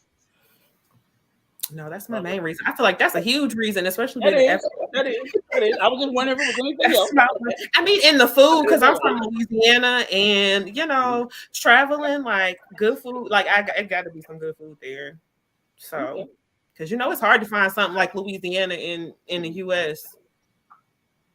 Well, I'll just say for me, the first time I traveled obviously was in the military, and I was young, and I did. After my first 3 years, I ended up in Korea for a year. So that was my first eye-opening experience to being in a foreign country with a different culture. And I think ever since then, I think it's been pretty good, because every time I went somewhere, I learned more. So I think my number one reason for traveling is information, just learning. Everywhere I go, I don't like. A lot of countries I go to, like I ain't never coming back here, but I learn something everywhere I go. So it's not to think that everywhere you go has to be a good and positive experience, because there's a lot of places that you're going to go that you just like, I shouldn't have did this. I won't do this shit again. That's just the way it is. But even in the positives and the negatives, I learned. Like I really didn't like Korea, but I learned so much in Korea. But I didn't like it, and I ain't going back. But I learned that, okay, this helps me to understand and better connect with. It helps me understand Korean people. So I will still always be around them. Now I kind of understand some of the things. And I also will say, in the gist of it, what I don't ever try to do, and I tell travelers, whether you go somewhere short term or long term, is don't necessarily. So when we talk about culture, I go to learn culture and understand culture, but I don't go to adopt or absorb another culture. I take my culture with me wherever I go. So if I go to Japan, I'm an African American in Japan. I ain't fucking Japanese. If I go to Germany, I'm an African American in Germany, because that's the same way they travel as well. I have yet to see someone leave their culture behind and not bring that shit with them. So when I always hear these conversations and these narratives around, oh, you got to go and you got to adopt the culture, I'm like, that's utter bullshit. The only thing I got to do in the DR is follow the law. I don't have to do nothing else. I ain't got to listen to bachata. I don't have to drink Presidente. I don't have to speak Spanish. I don't have to do none of that shit. I need to follow the law. The end. So, that's the thing I think we need to be careful about, is thinking that when you go, learn the culture, but you don't have to absorb or become what you ain't going to become anyway. I don't care how long I live in the DR. They ain't never going to see me as Dominican. So stop trying to be something that you're not going to. If I went to Nigeria, the Nigerians ain't never going to look at me as Nigerian, ever, nor should they. So, but I would go, I would learn it. Hey, this is cool. This is how they move. I like this, I like that. But what I don't like, but I ain't them. The end. But I would like to say that if you are planning on staying long term, it would benefit you personally to learn it. To learn. Right. So that's what I want to learn. The language. Culture. Definitely the language. Right. And you realize that you have a totally different experience when you know the language, when you speak people's language. That's great. Right. But that's what I'm saying, is because I look like I think Valentino tell you, here in New York, they just had Dominican Day in New York. I'm like, they ain't leaving that shit. They bringing all of that here. They should. So that's what I said. I don't get where we feel like we're supposed to leave ourselves at home and go and become that. No, I need to, like I said, I need to learn the laws. That's number one. Fuck everything else. I got to learn. Even before I learn the language, I need to learn the laws.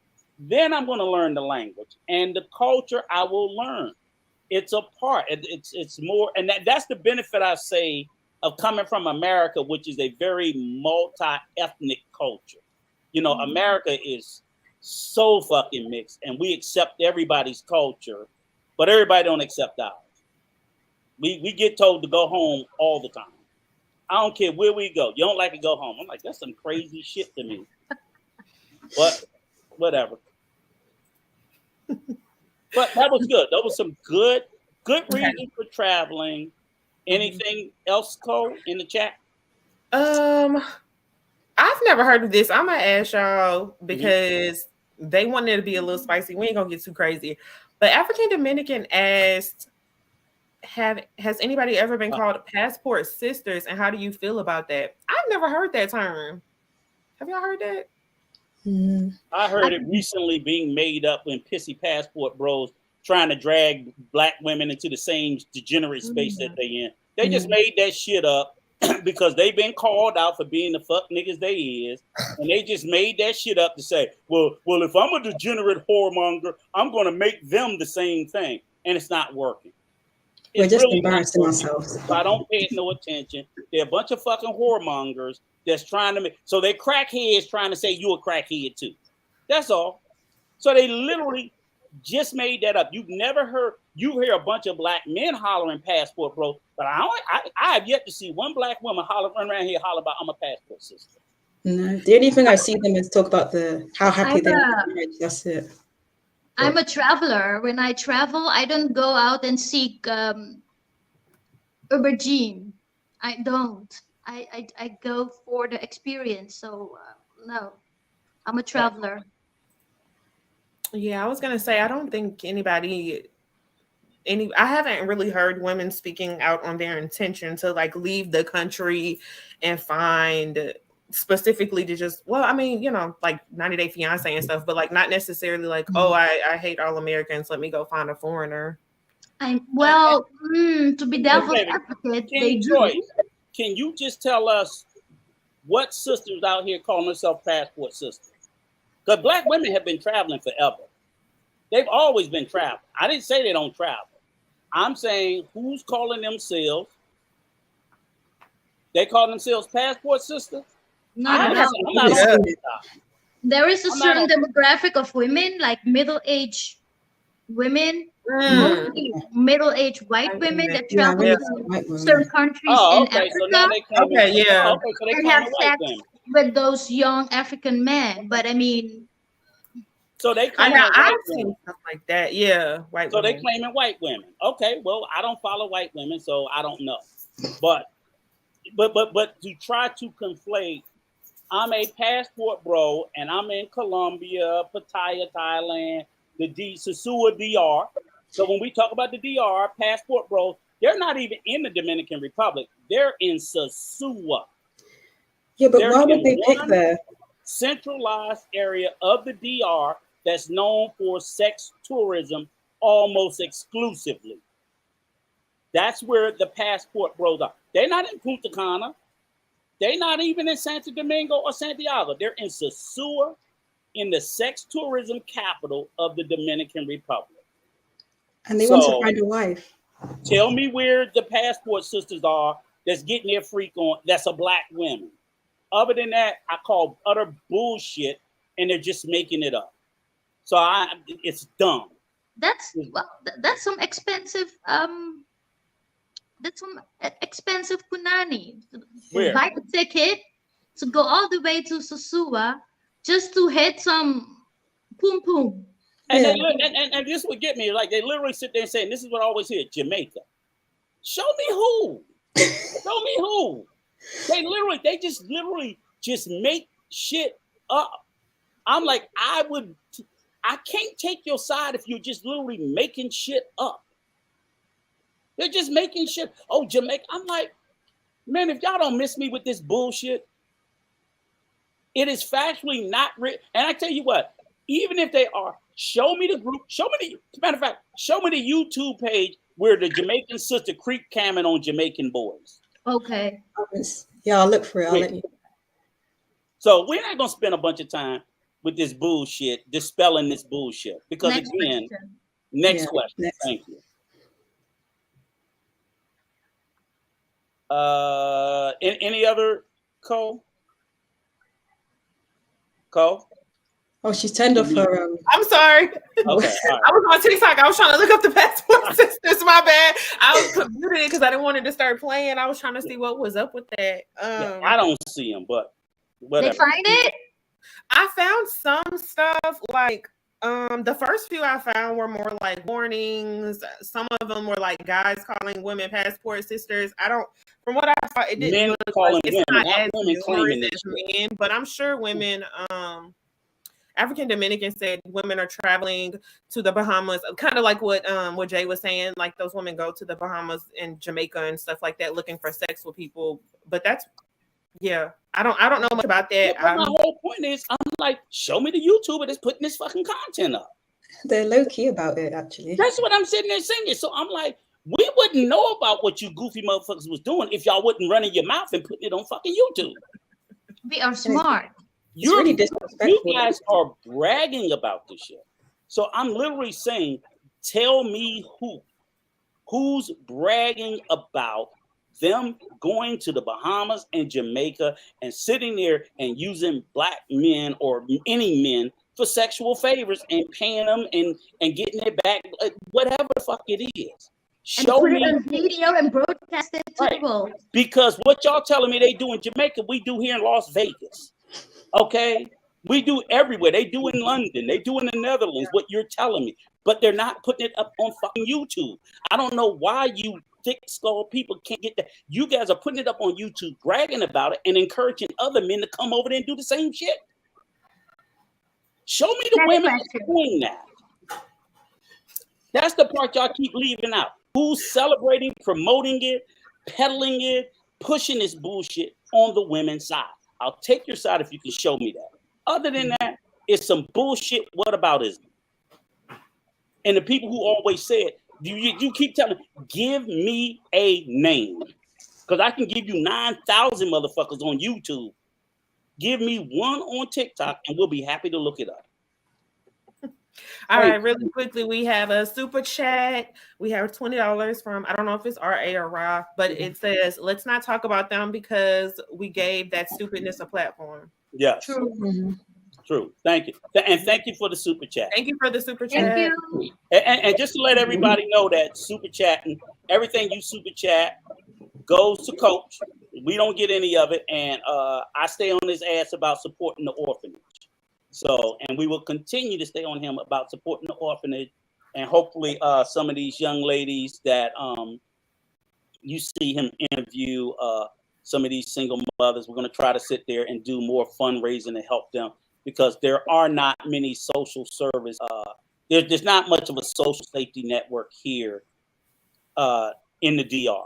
So if it's not through charity, they just don't get it.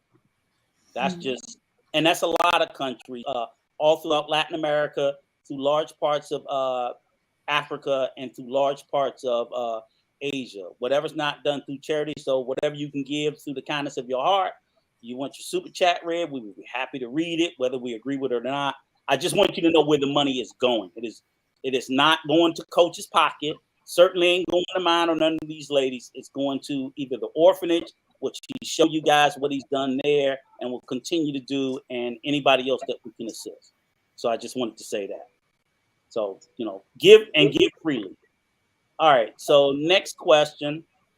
What got you interested in the DR? Start with anybody. Oh, I'll go first this time. Basically, for me, it was just, again, like I said, I didn't even know what the hell the DR was. I was confused between Dominican Republic and Dominica, two solely different countries. I think in Dominica, they don't even speak Spanish. I think they speak English there. So somebody can check me on that. I think it's an English-speaking country. And again, it was just like, we got big on it, looking for a retirement place.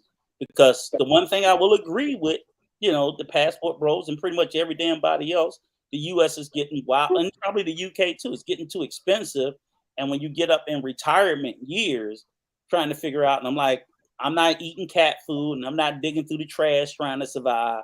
So I gotta find, because that's what people do, because it's cheaper than tuna. So elderly people, and I've known that for a while, ever since I was young, watching my elderly grandfather shoplift food. So that's a real thing elderly people who are struggling with paying for medicine and food. So I actually encourage people to, when they start to hit in those years close to retirement, to start looking overseas. I don't tell them to go to the DR. I tell them to go. I probably at one point I wanted to look at Thailand, which is even cheaper, but it's too far. It's 18, 20-hour trip, whatever. So the DR worked out for me, but there's huge expat communities in Mexico, Colombia, Panama, all over, because you can take the US dollar and it goes 5 times as far in those countries, and you can have a house and a maid and everything else, and live out your golden years and not have to be struggling and trying to leech off your kids and shit like that. So that's what really got me interested in the DR, because I was looking at any country that was affordable that I could live in the future. So next up. Oh, wait, really quickly before you guys keep going. Sorry if you hear that noise in the background. My daughter decided this is the perfect time to do some baking. But we got $15 from Carl on Cash App. So thank you, Carl, for supporting the channel. We appreciate you. Go ahead, you guys. Thank you. So you next, go. Yeah, what got you thinking about the DR? What got you interested in the DR? Which I think we know the answer. But yeah, John, I haven't visited, but John and the people here now, like you guys have, I'm here in and out. I'm trying to show up more often, but you guys seem nice. I'm loving the channel. John's created this really great system of people here. There's a lot of like really awesome core people, names we see all the time, you ladies. So just like the friendships and the connections that I made by being connected to John, all you guys seem so like well-rounded. Y'all make me want to travel and do more. So it's exciting to just meet different people in this way, and it's really good. Excellent. Faye? For me, I've always liked Spanish music, and I would always listen to it a lot as well. And even in school, I did enjoy learning it, but I didn't take it serious. I just enjoyed the music, and I didn't know a lot of the music I was listening was from the Dominican Republic. So I did a lot of Googling about it, and I was like, oh, where's this? And then even when I just saw a friend, I was like, oh, this is quite interesting. And I just said, I'd like to go here in the future, kind of thing. So I didn't know I was already into their culture without not knowing where it was from.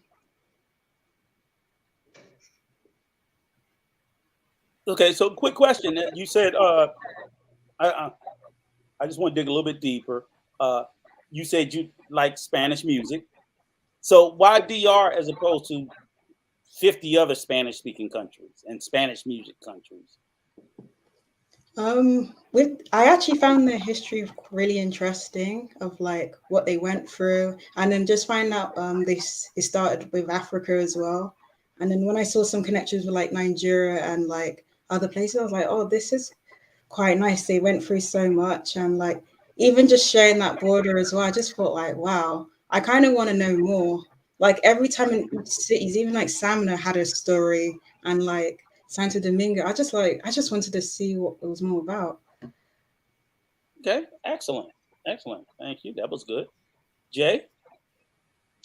Well, I grew up around Dominicans. I grew up listening to bachata, dembow, and merengue, and all that kind of stuff. And I had family that lived there. So it was a question of time. And then when the time came, I went, and the rest is history. And family helped. Definitely. Okay. I mean, you can like, come on now, you can't leave your family out. Yes, definitely. How big is your family back there? Just curious.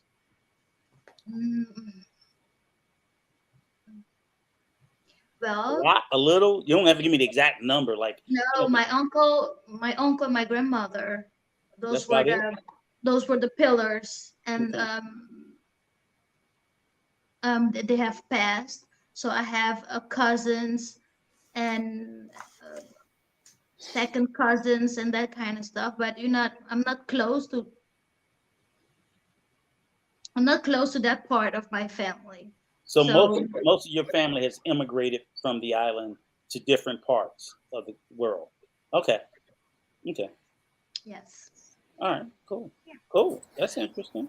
We had a question from King Choice. It's for Faye, but we can all kind of answer it. How long does it take to fly to the Dominican Republic from where you are? It is 8 hours. How about you, Jay? 9 hours. Oh, okay. For me, 4 hours. Nice. I'm jealous. 4 hour direct. Ah, Do the next question, Cole. I'll be right back. Okay. Let's see. Hold on, let me pull up the other questions real quick. Sorry, y'all. Rico just dipped out too fast and left us unprepared. What about from Santo Domingo? From Santo Domingo, how long does it take to fly? Okay. It looks like from me, I have no idea. Both of you. for me, the same. The same actually. But whether it's no, I'm like it's not the same because when I flew through Punta Cana, it was 9 hours. We had a great wind, so we got there in 8 hours. When I flew through Santo Domingo, I had to do the overstop in either in Paris, in Panama, or in the US. So that's an additional 2 hours. So let's say 10 to 11 hours. Oh, no. Yeah, it's a very long trip. Mhm. You And ain't you been were a in bit Punta more, Cana, so- huh? Faye, you're in Punta Cana, right? Or you Yeah. were? What made you decide to go there? Or like how did you like it?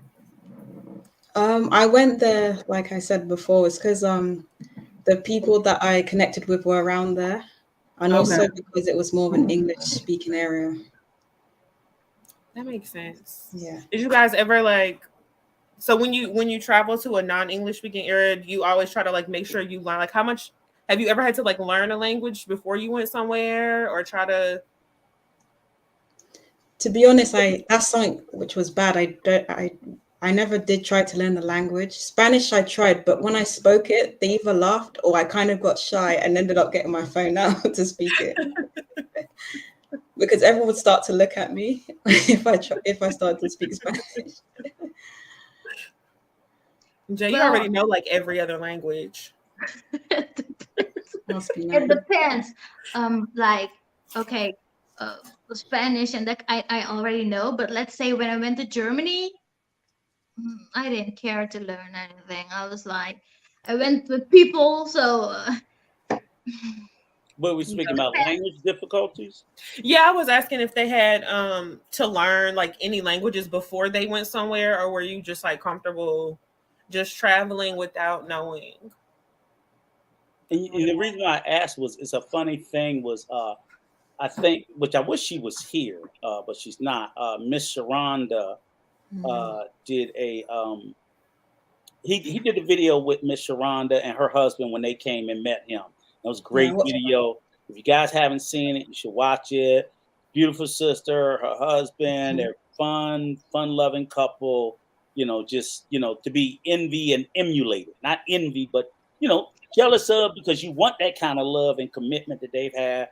Been together 20-something years. But it's funny because she gets asked the questions that I get asked all the time. I've been with my wife now 12 years. We've been married almost 10, and I don't speak Spanish. I don't speak a lick of Spanish. Hola, adios, cerveza, tequila, whatever. That's it. But what? And they was asking her like, well, it don't make any sense. You don't speak Spanish, and you've been with him 20-something years. And what I would say is, what you guys struggle with is, like, she's in New York. I'm here in DC. We both live in areas where, while we're surrounded and we're in Spanish-speaking families, everybody speaks fucking English too. So whenever it comes to communicating with us, they're always speaking English. it's difficult for us to pick up Spanish because even though we could be, even when I go to El Salvador, all her family speak English. You know, it's like I'm always going to Spanish speaking countries, and then they tend to want to speak English more than Spanish. So it's you spend more time teaching them English than they teach you Spanish, you know, because they've all, and that's weird about outside of America, and then probably the same thing in Africa. English is the most spoken language, I believe, worldwide, followed by Spanish being number 2. But even in Spanish-speaking countries, everybody fucking knows a little bit of English. So you end up, they're speaking broken English, but you understand them. And it's like, until I'm dropped off on an island somewhere where they speak nothing but Spanish and my wife's not around and I'm just left there for about 3 months and I'm old and hard-headed and stupid, it's fucking hard because your brain is wired to go back to English and you're always around people who will speak English to you or you'll get by. So that's why you can be 20, 30 years married to somebody that speaks Spanish and you don't pick it up. It's the same way, like you said, your mom and your dad, Jay, they had another language, but they kept speaking English to you. So when the hell was you going to learn it? When are you going to learn it if the people that's close to you keep speaking the language that's your primary language? You're not, unless they put you in this. I got 2 grandkids. One is Honduran, one is Dominican. They don't speak a lick of fucking Spanish. Their parents do, and their mothers are frustrated because they say every time I say something, my stepdaughter, she understands Spanish, but I always tell people, I'm like, she always answers back in English because it's just, it constantly keeps going back to that unless you're in a space where you have no other choice.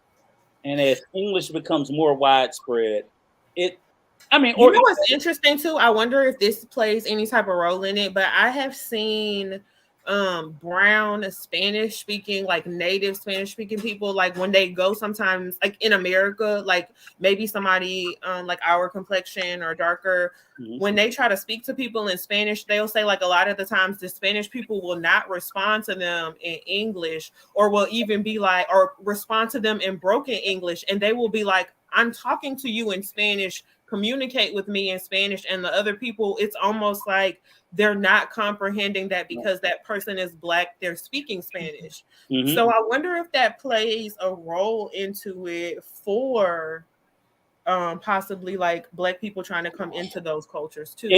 I've had several Afro-Latino friends that tell me that all the time, that they don't, because they don't automatically accept someone African looking as being, that's a part of it too. Yeah, and like, that's my first language, but they just don't think, you know, and they'll just talk all kinds of shit around me, assuming I don't speak it, and that's their first language. So you have a lot of barriers to it, and I'm gonna tell you, I spent over $1,000 on Spanish classes. Really? I know about 10 words, but you know who I keep learning it from? White people. So they teaching me white people Spanish. And I don't white people Spanish. What I'm trying to learn, I swear to God, what I'm trying to learn when I get to the DR, I'm literally going to say, look, I like the adjectives of the verbs, you know, and I'm like, okay, look, I can't get this shit, all right? So just teach me one broken way, and I'm just going to speak broken Spanish. Wait. I just got error. When you get to you have a whole Salvadorian wife. What are you talking about? I can't learn from her. She be screaming, fussing, cussing. Look, I learned what I need. Cállate. Cállate la boca. Yeah, I love, but she be, and she won't speak Spanish to me. She'll speak it to everybody else, but not to me, because she just like, you ain't getting it, and this is after 12 years. And I've spent over $1,000, and I'll teach you. Yeah, it's. I don't think it's hard, but it's just like not being not hard. It's not hard. Necessity. That's what I think it comes from. And look at we got Juan Valdez down there talking about, I'm a slow learner, and he know 2 words less than me. with his slow ass. Right? He been there 3 years, and his fiance don't even speak English, and he ain't learning no damn. She know more English than he knows Spanish. I guarantee you.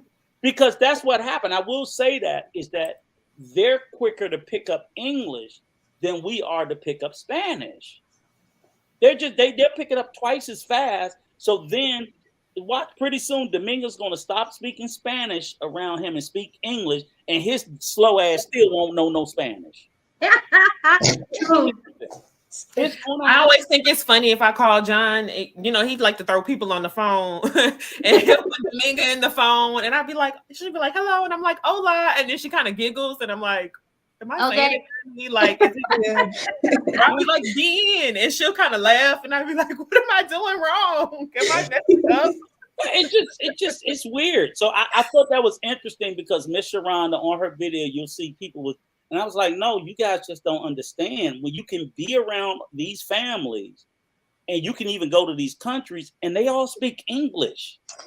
Not great, but shit, you understand them. And they'll it's speak not a priority to you. Your life doesn't depend on it. It's not a priority to you. Your life doesn't. Yeah. But for them, I think it is a priority because it's better money making opportunities. So for them, learning English is far more important than it is for us to learn Spanish. And the laziness shows. I will say this, myself and Coach, we lazy as a motherfucker when it comes to learning language.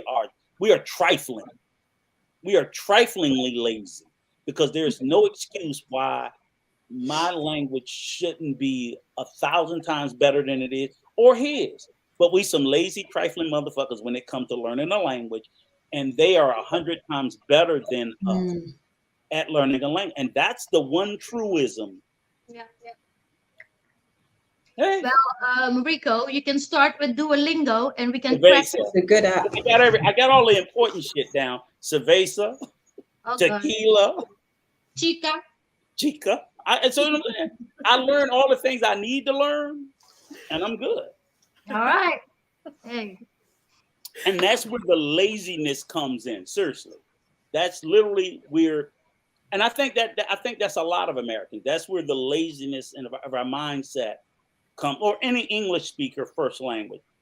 The laziness comes in that they'll have to learn our language more than we have to learn theirs, and it shouldn't be that way. But I'm ashamed to admit it, but I know it's true. I'm like, we're fucked up there. Yeah. So again, when you sit there and think about shading us and shaming us, I'm old, so I'm gonna play the old card. Fuck that shit. I'm old. Okay. Give me grace. You're gonna be my age one day. Which one did you do, Cole? Did you do number 7 or did you do number 8? I was just jumping around. Okay. I didn't do 8. You can start with 8. Yeah, we're on 8 now. Okay, so just ladies, give me 1 or 2 of the positives and negatives that you learned from travel. Whatever it is, it can be anything. Whatever you learn positive about travel, whatever you learn negative about travel. Anybody can start. You want to start, Faye? Oh no, I'm thinking. Oh. Well, let me start. Positive, of course, the experience, the learning that you do, and getting to know new people, culture, and that kind of stuff. That's a great positive to me. A negative will be the hustle. I despise when I feel like I'm a walking green dollar sign, and the only reason that you're treating me nicely, that you're treating me well, is because in my case, I have the euros. That's so disingenuous. It annoys me to my core. I'd rather you treat me poorly. So that, yeah. Okay, great answer. Somebody want to go next, or you want me to go next? I'll go next. Okay, go I'll ahead. say the positives. You get to meet different personalities. You kind of just like listen to like different musics as well, try different foods as well.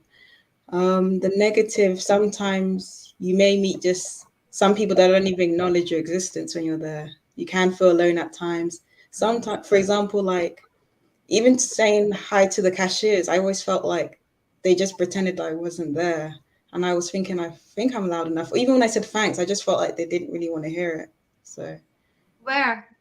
oh, that was in Punta Cana, when I went to like the supermarkets. Yeah. Yeah. Rude. Yeah. Yeah, they hella rude. They are. Is it normal there?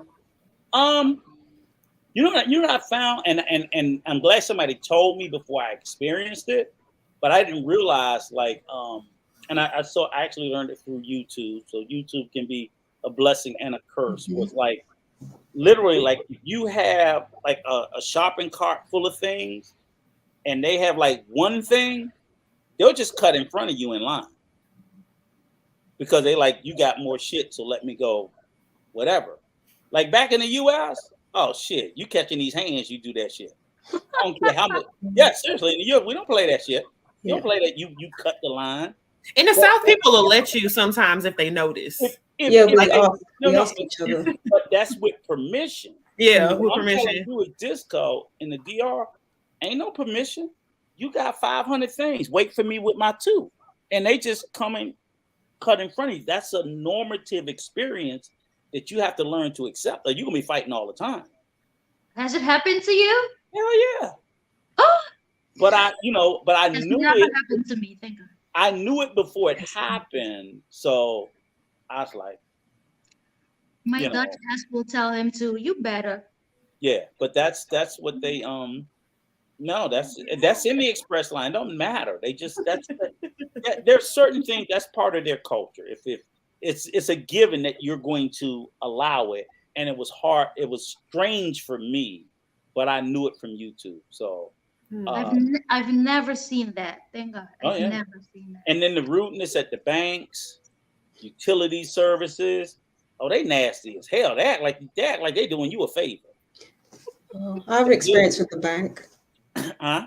I had a Visa debit card. For some people from the UK, my card was nationwide, and I put my card in the machine. This was around 7 p.m.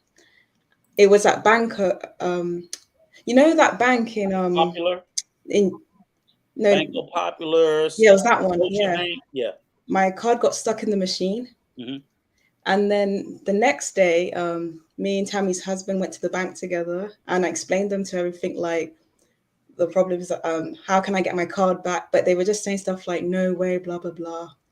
And they didn't have any sympathy. What was really frustrating is that I only had probably maybe 1,000 pesos left, but it wasn't enough because I was trying to think, how am I going to eat? Stuff like that. But I was just hoping there was a way they're like, oh, we could give you some sort of thing to help you. It was just really frustrating. I didn't know my card would swallow because my card should work internationally. But just as a warning for people, try not to put your card in the machine if you're from the UK. But I don't know if it was just an unlucky day for me. I've never used my card. I always use money transfer to transfer money to myself, and I go and pick it up. Never use my card. I use a card frequently, but yeah, like you say, I just know that at the bank, they rude as hell. Oh yeah, his face was just like. And I mean, it's like, oh yeah, you're right. They look at you like, why are you bothering me? I mean, it just is. Same thing, we've had an issue with the electric company, and it's just like they literally I'm like. I mean, it's the norm. Same thing. We have Claro for the internet. So when we go to pay the damn internet, they are rude as hell. They just really. But so I think also it's there I go again. It's a class thing. I see people treat people based on how you look. Well, because until now, I've always been treated nicely, and I've seen other people being treated poorly. I went to the Western Union to retrieve money, and I've seen a Haitian woman in another line, and she missed something, and the woman threw the passport at her and told her, "You're not getting the money. Call them back. They wrote it wrong." And I'm being treated as nicely as whatever, So yeah, I don't know. It's classism. They're like, okay, Yeah, it is. you present yourself nicely. You have a foreign passport. You're better than. Yeah, it's a bit of that. It's quite a bit of that. I'm just saying overall, even if they treat you better, it's still shitty treatment. So it's like they are just like Key said, like their customer service is like abysmal. It's horrible. I'm like literally like for almost everything. It's just like you just have to swallow everything. Even like we would have US dollars. I'm like, okay. I'm like, I would tell me, don't do that shit at the airport because they're gonna rip you off. They're gonna fuck you at the airport. So we go to the where they do the money exchange by the gas station in Fruisa because you get the real rate. But it just be like and that's what you see everybody doing. So you see at the money exchange, you see Dominicans, Haitians, everybody, because if they get paid in euros or dollars, they're not going to spend it. They're going to take it and exchange it at the money exchange places because you get the legitimate rate of what it is for that day. Yeah. And they're standing out there with guns and shit, and they're only going to let so many people in at a time. Because even at the bank, I'm thinking like home, you just walk into the bank. The security guard treat you like shit. He's standing there with a gun and hit you in the chest. I'm like, I'm going into the bank. But if it's too many people in the bank, they won't let you in. Hits you. Well, I heard somebody say something like that. I'm gonna come back to that, but I want to get to Soul real quick. I hear John over there trying to egg you on and telling you to mute people and stuff. So I'm gonna go ahead and cut in, and you were gonna share with us how you learn English so well. Okay. Hi, everyone. First of all, I had a lot of free time, and I'm not gonna say it's easy because it's like not the easiest thing, but it's not impossible. It's definitely not impossible. I guess if you put your whole mind in it, and like if you want to learn and you push yourself and you want to, I think it's like the best thing you can do. Like do it with love and just thinking about the good things that will come with that. I think that's the best. Definitely. Great advice. I like Question: that. Are you the only person in your family that speaks English? Practically, yes. Like, yeah. Okay. So why'd you get such a strong interest in learning it, or what made you get such a strong interest in learning? Because you say no one else does. So what made you say, "Hey, I want to learn English," and to invest all that time? And it's a great thing, but I want to know what motivated you. It was, first of all, I was in quarantine and I had a lot of free time. I had a ton of free time. And I was like, I'm doing nothing. Like, I should do something with my life right now. Like, just try to learn something new, maybe just learn something new. And then that's how it started. I had a lot of free time. When I came back to school, I already knew English. Okay, that's great, and I'm glad you pointed. So let me ask you this: so of your age group, your peers, meaning your friends, and that was good because, like you said, the pandemic was a great time to learn. Was it just you, or is it like a bunch of you guys that learned English? In my opinion, like I never talked to anybody. Like it was like, hey, do you want to learn English or something? I think the most people I know of my age that know English, they go to a school. Like they learn it with a teacher or something. But I didn't. I was just at home and I was like bored and I wanted to learn something. And yeah, not many people of my age and not many of my friends speak English. So you're the only one out of all your peer group that learned. And before the pandemic, you didn't know any English. Mm-hmm. Literally. And you sat there on your own, and nobody else thought to do what you did. No. Damn, that's impressive. Thank you. That's outstanding. I taught her how to speak. I taught her how to speak English. then don't listen to nothing from Coach, okay? Don't anything he taught you, forget. But that's outstanding that you alone, because like you said, it was COVID for everybody. So all of you guys, I would have thought maybe if a bunch of you learned it, I would think it was a great thing. And you did it on your own with little or no assistance. You should be very proud of yourself for that. Thank you. You should be very proud of yourself. Thank you. And keep practicing it. Just don't talk to Coach, though. Talk to somebody else. Because he ain't going to teach you nothing. Talk to somebody else that speak English. And keep practicing it. And you'll get better more and more every day. What are you watching videos? Yeah, I also read. That's how I learned how to read and write in English. Reading. Okay.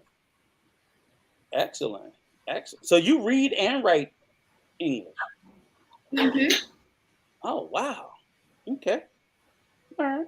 Hey. Want to read and write in Spanish. One thing before I get back, when I get back from you was banned from the live. What are you doing? What your black ass doing up here? I want to say this. Me and Soul will start a news weekly channel. That news weekly channel. You know the. Okay, hurry up. Hurry up. You know the time. The email. You know the email that you told me about. The email. So me and Soul. You ready to hit the button? Hurry up. Now, Soul is on. No disrespect, Soul. No disrespect, Soul. Thank you. Get his ass out of here. We said we wasn't doing this with radio today. So good. Hey, that's an excellent job that you picked that up like that, especially so well. And I did say that even before you came up here, Soul, that you learned better English and more English and faster than me and Coach can learn Spanish. And I think that's about most Dominicans or pretty much anybody, not just Dominicans, any Spanish speaking people, African speaking people, Asian speaking people, because their quest to learn English is more important than our quest to learn Spanish or an African language or an Asian language. So unfortunately, we might be American, but we lazy when it comes to language. So you're gonna have to, you have to stop speaking English to him. Next time Coach asks you something, say, Kid. Stop speaking English to him and make his slow ass learn.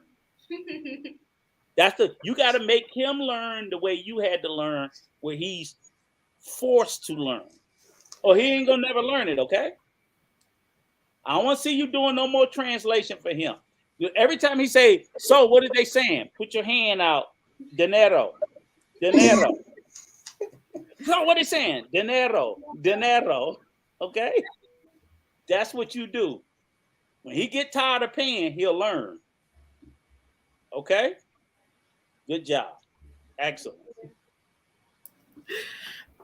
All right, so stick around. We got more questions to ask. Go ahead, Nicole. You see anything else in the chat? No. Go ahead. All right, this is a good question. I really want to know you ladies' question about this, because this is one that kind of resonated with me, because I want to know what you guys think.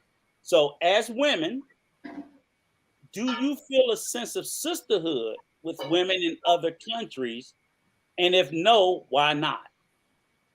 I mean, that's the question. Do you feel a sense of sisterhood with women in other countries? Don't all jump in at the same time. In what sense? Because being women. Well, I mean, I would think black women. Let me help you. Okay, as a man, right? When I come to the DR, right? As a man, I know that, and I'm really probably the worst person to answer it, because I don't put all that much weight into manhood. I think being manhood is being an adult or responsible, just that whatever. I don't think of it always male, female.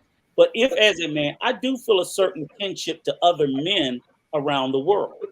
So when I go around the world, it could be anywhere. It could be in Africa, it could be China, whatever. I feel closer to other men than I do to other women. So even when I do go to the DR, I can chop it up with the guys there, and I feel more comfortable talking to Dominican men than Dominican women, because it's like, again, like I told you guys earlier in the conversation, it's like I think all women are crazy. So I don't even try to get in that space. So I don't get into the space of thinking like, oh, the ones here crazy. When I go over there, that they not crazy. I'm like, no, they fucking crazy too. So I'm more drawn to it. And I try to find myself being more conscientious that when I'm making my business practices and my business decisions, not to discriminate against women because of it. Like I do have a female lawyer in the, but I try to be conscientious. Now, to be honest with you, when I first looked for a lawyer, I was gravitating towards a male lawyer. That motherfucker didn't answer my email, so he lost the business. But that was my first choice, because for whatever, and it was a dark skinned, big time lawyer in Punta Cana. And I was like, oh, I'm going with him, Johan Confidente. I'm going with him. Looks like me. He's a guy, and of course, the motherfucker didn't even answer my email. So I'm like, fuck him. And I ended up with this woman, and she knocked it out of the park. Hold on one quick second, Rico. We're gonna let Sol go ahead since we talking real adult and stuff. But thank you for coming in and sharing with us. So we really appreciate you. It's always nice to see you. Thank you for having me. Bye, Sol. Bye. It was so nice. Nice to talk. At least you're talking nice about it. Yeah. So that was all I was saying, was like going into it initially, my mindset was I did feel a kinship towards men. And I don't think like I know him. I was like, I feel like, okay, I could go into his office and I could talk like a man, and I could just say just the most egregious shit and not have to, and I'm comfortable. But he didn't fucking answer. He lost the bag. Fuck it, I don't care. But then, of course, when I went to my female lawyer, I changed up my behavior, my approach, my attitude, everything. So that's why I was wondering, like, I think it's almost like an unconscious thought, I think. And I was just wondering, do you guys feel the same way? I know I do. Now that you've explained it, I understand what you mean now, and I don't. Not in that matter. I don't. So yeah, that's. I think that's more like one of those. Oh, I think that's kind of maybe like an American type of thing. Maybe like when you see, like, if you're in an area that's not like predominantly you, if you see you somewhere, it's like, oh look, they're like me. Yeah. And you probably expect them to have that same type of reaction to you. So that's probably kind of what he was talking about. But that's an interesting question. Yeah. I never thought about that. I don't think I would expect a foreign woman to be friendly like that necessarily. It was mainly the men for me. Yeah, I would think that the men would be more accepting from like because women culture is a lot different than man culture. So like a strange woman is probably, unless there's something like identifying about them, I don't think that they would go out of their way to kind of like a travel group or something. No, well, think about it this way. Like earlier in the conversation we had, which you accurately said, men, we live in and traffic in misogyny. We just do. And I think that, believe it or not, even though I conscientiously try to keep myself aware of it, I try to keep myself aware of it because I know that even if I don't work on it, I'll traffic him. Period. All men do, because it fucking benefits us. Whether we want to admit it or not, it's just like I benefit from the patriarchy. Like you said, the racism is against me, but the misogyny and the patriarchy, it fucking benefits me because I'm a man. Well, a lot of women will side themselves with misogyny so that they can reap the benefits of it as well. So that's why I think you might not have heard when you were gone. I think maybe from an aspect, if you mean like if I am in an area that is predominantly people that are not Black, if I see another Black woman, I might feel something from her, because it's like, oh, you and I have this thing in common that the other women don't also have in common. But I think in a predominantly Black space, you're not going to find that same type of recognition because everybody looks like you and I don't know you. You're not a part of my group. So, but you're generating that woman could end you up in some shit if it's the wrong chick. Right, but you and that makes a good point. But you're generating that around race, and that makes perfect sense because even as a Black man, I still also self-identify with people of the diaspora, assuming that hey, I have a closer kinship to them than people that are not of the diaspora. But I'm saying it's an extra layer for men because, and I'm gonna say these fuck niggas' names one last time, even like Passport Bros.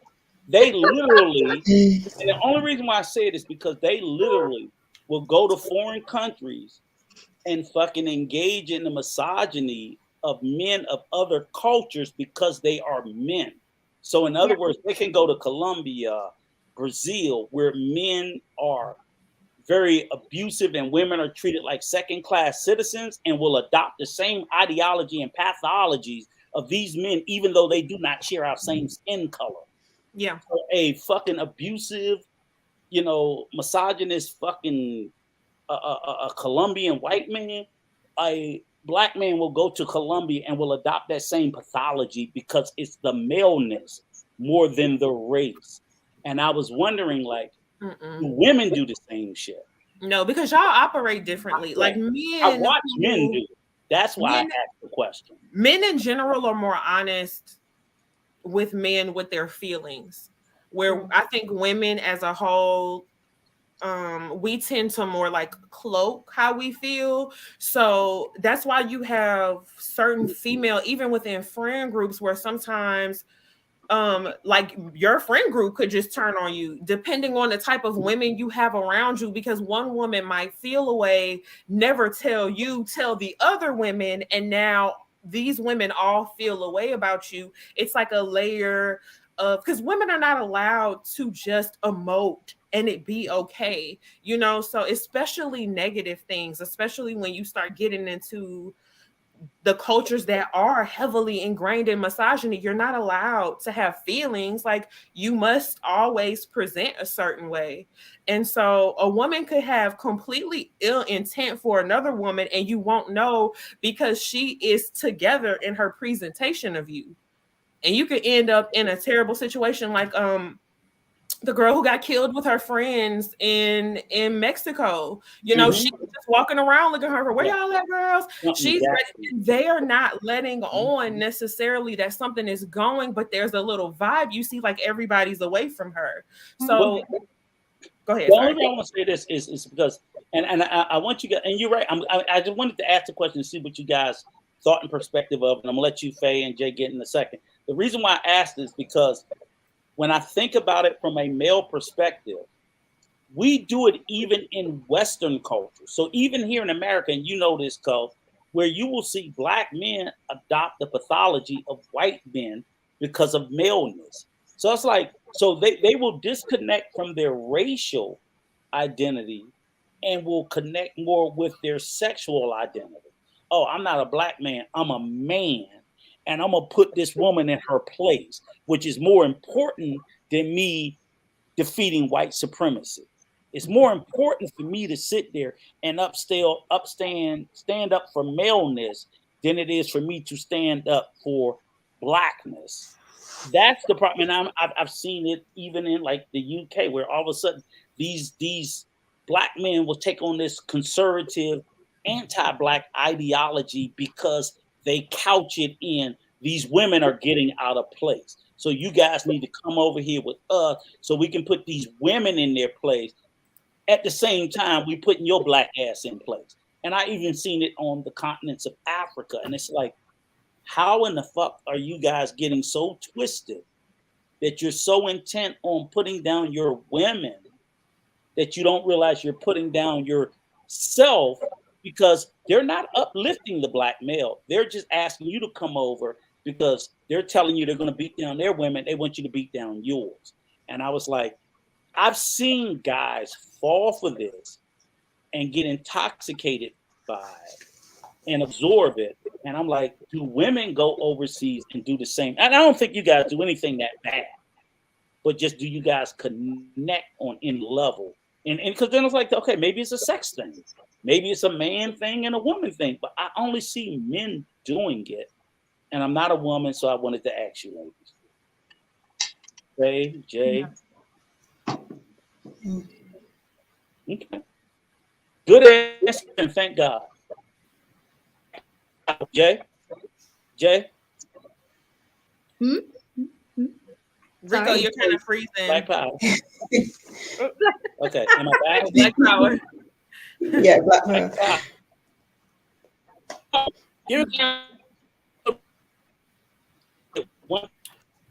Rico, we can't hear you. The sound is weird. You're cutting out pretty bad. Okay, sorry. No, I just you guys hear me now? 1 second. There you go. I think you're back now. Say something. Okay. All right. Sorry about that. Yeah. Can you hear me? Yes. Yes. Okay. All right. So that was just a question, but I'm glad and thankfully you ladies continue on with your wisdom, and that's good. So all right. So that's good. Good. That's an answer. So I'm just gonna skip over the other one because I think the answer from that one is good. I want to ask you guys this next question, number 11. Okay, can you see yourself living permanently or long term in another country than where you currently are? And if yes, where and why? Yes. Oh my God. Yes, definitely. You got the floor, Jay. Definitely. Definitely. I need to Where and why? I need to escape the winter. My body does not react well to the cold. So I would love to do 6 months here when the weather is okay, and 6 months overseas in a tropical island country when it's winter over here. And where? Curacao. Back home. How about you, Faye? So with me, I just want to live cheaper. That's my honest reason. After seeing how others aren't paying as much bills and electric and all that, and probably just to be in a warmer country. I'm still deciding either Africa or the Caribbean, but I think until people post more information about other countries, because so far I feel like it's the DR for now, but I want to see more people to make content about like places to go, places to eat, and then I could have a better understanding of where to stay. That's good. I don't know if I would. I don't know. I haven't been enough places, I think, to make that distinction yet. I have things I want to do here. So my initial statement is no, because I have just like some future plans that I want to keep tied to the US that I think would, well, I know this. I know what I can do here more than I can do in other places. So not in the child. I do have a child. Yeah, her too. Yeah, her too. But yeah, she's almost out. Like in 4, she's a 9th grade this year. So there's only what 4 age is more 9th grade? Yeah. That is. You said what grade is it? Yeah, what age is it? I don't. Oh, she's 14. So that's the first year of high school. So she's going to go into her first year of high school. So we only have 4 years of schooling left before I'm kind of free. But I have businesses I want to start. And I've already kind of like looked at locations. I already have ideas for my market. So I just want to establish myself financially first before I try to travel elsewhere. Definitely. Hey, you never know. Maybe we'll share a big 3-bedroom apartment in the DR. And hey, I'm with it. Never We can say do never. that. Next to Can you guys hear me? Am I cold back? crusty, extra salty as Rico. Uh-oh. Can you guys hear me? Am I back? Yes, Yeah, you're back. Oh, okay. All right, good. Yellow Pill Okay, all right, Coffee good. Company So trying to go join Lizzo. Trying to go join Lizzo dance team. She'll Oh, take you to the piano Amsterdam. bar. She'll Really? give you a great time, from what I that's my hear. guy, Arshawn and Yellow Pill. Those are two super positive guys. Let me just shout out if you guys ever want to have a fun-loving channel to watch. I used to be a part of, but this young man Arshawn is super intelligent. It's called Critically Drinking. Arshawn, put your channel because I'm probably not saying it right. Put it in the chat for me, please, because I rock with this guy. He's very, very super smart, He super wants to move intelligent. to Amsterdam? Oh, he must be rich. Amsterdam is hella expensive. Yeah, we gotta let these people know that hey, but it's still worth it. It's worth visiting if not live. Yes, of course. Okay, so let me ask you guys this next question. And again, I'm plugging your channel because I want your channel to be plugged. You just mad because I can't remember all of it. Type in critically drinking, it'll come up. Definitely, please hit that channel. It's a good channel. It's enough for us all to eat. All right. So next question is this, and this now we're getting into the fuckery. Okay. So because I want some honest answers. Here we go. Yeah, because I want us to be serious because there's some good and bad about everywhere where we come from. So give me, what are your thoughts and behaviors of your fellow country people when you travel? And do you think it's positive or negative? It's a good one. Anybody can start. I'm gonna start. Okay.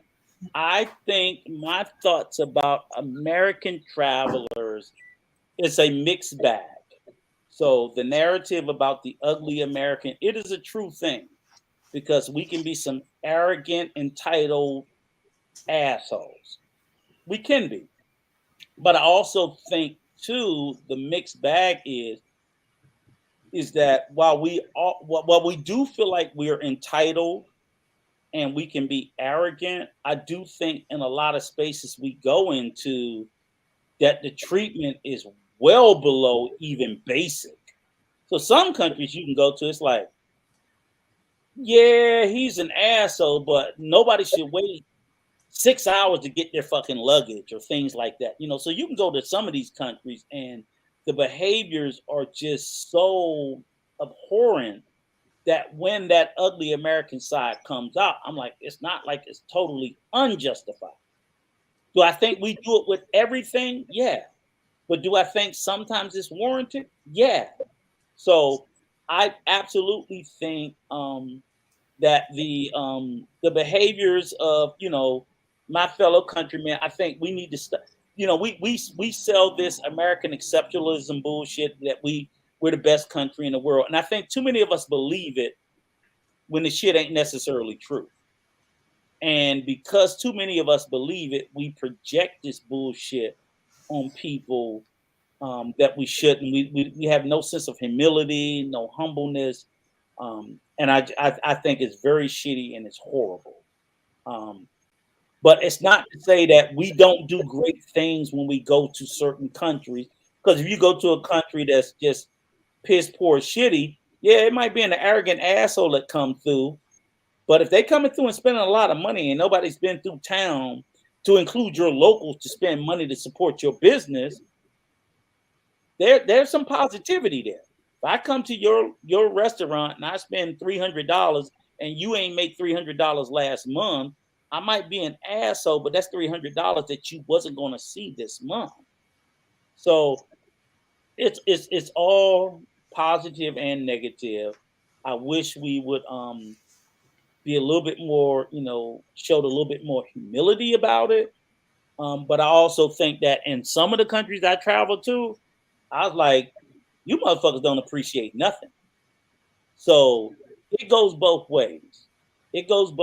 So yeah, Americans got a lot more work to do some of the countries that's looking for and receiving our money got a lot more shit to do too. So that's my spin on it. Next. I agree. I was gonna say this same type of sentiment as you. Like, I think a lot of Americans are definitely loud and entitled, you know, but I also think that everybody in other countries aren't always so nice and aren't always going to be welcoming. You know, like the lady Oil Faye says she had, you know, walking in and people like refusing to speak to you, or you know, even if they know that you're not from there and you're clearly an American visiting somewhere, like there's no leeway given for like lack of understanding customs or knowing how things are going to work. So I definitely think we have a lot of very loud, arrogant people that just kind of fit that stereotype that you see on TV that make us all kind of look bad. But, you know, everybody not nice in the world. So. Okay. I Give us feel like, on the other side of the pond. pardon? I said, give us the perspective from the other side of the pond, because we know that you guys are perfect, right? Oh no, we're not. We have things to work on. The one I usually notice, because I was obviously at the airport, and even when I was around a lot of other British people, I've noticed we always do this. I'll say Karen. I don't like saying it, but Karen behavior. We always feel like we're very entitled, and anytime like we're talking to them, I've noticed they used to turn like speak louder, kind of like they'll just talk down upon them, which isn't nice. And sometimes I just feel like it makes us kind of look like we're jerks as well. So I feel like with all that, we just need to be more open-minded and not make fun of people because they're different. Don't feel like, oh, well, we helped you get into our country kind of thing. Because that's the thing I've noticed everyone always does. We always try and like make fun of each other, or we think we're better than you because we were born here and stuff. But no, not really. Come on, Faye, give us that Amsterdam perspective. The Amsterdam. I mean, wait, Faye, do me a favor, because I'm pretending like I know. Yeah. Give me a geography lesson on the Netherlands. Just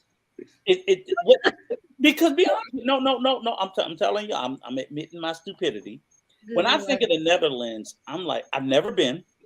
I'm like, is it like Denmark, Scandinavia? What the hell is the Netherlands? Is it's its own country, or is it like, I sometimes be thinking it's like a couple of countries? What is it?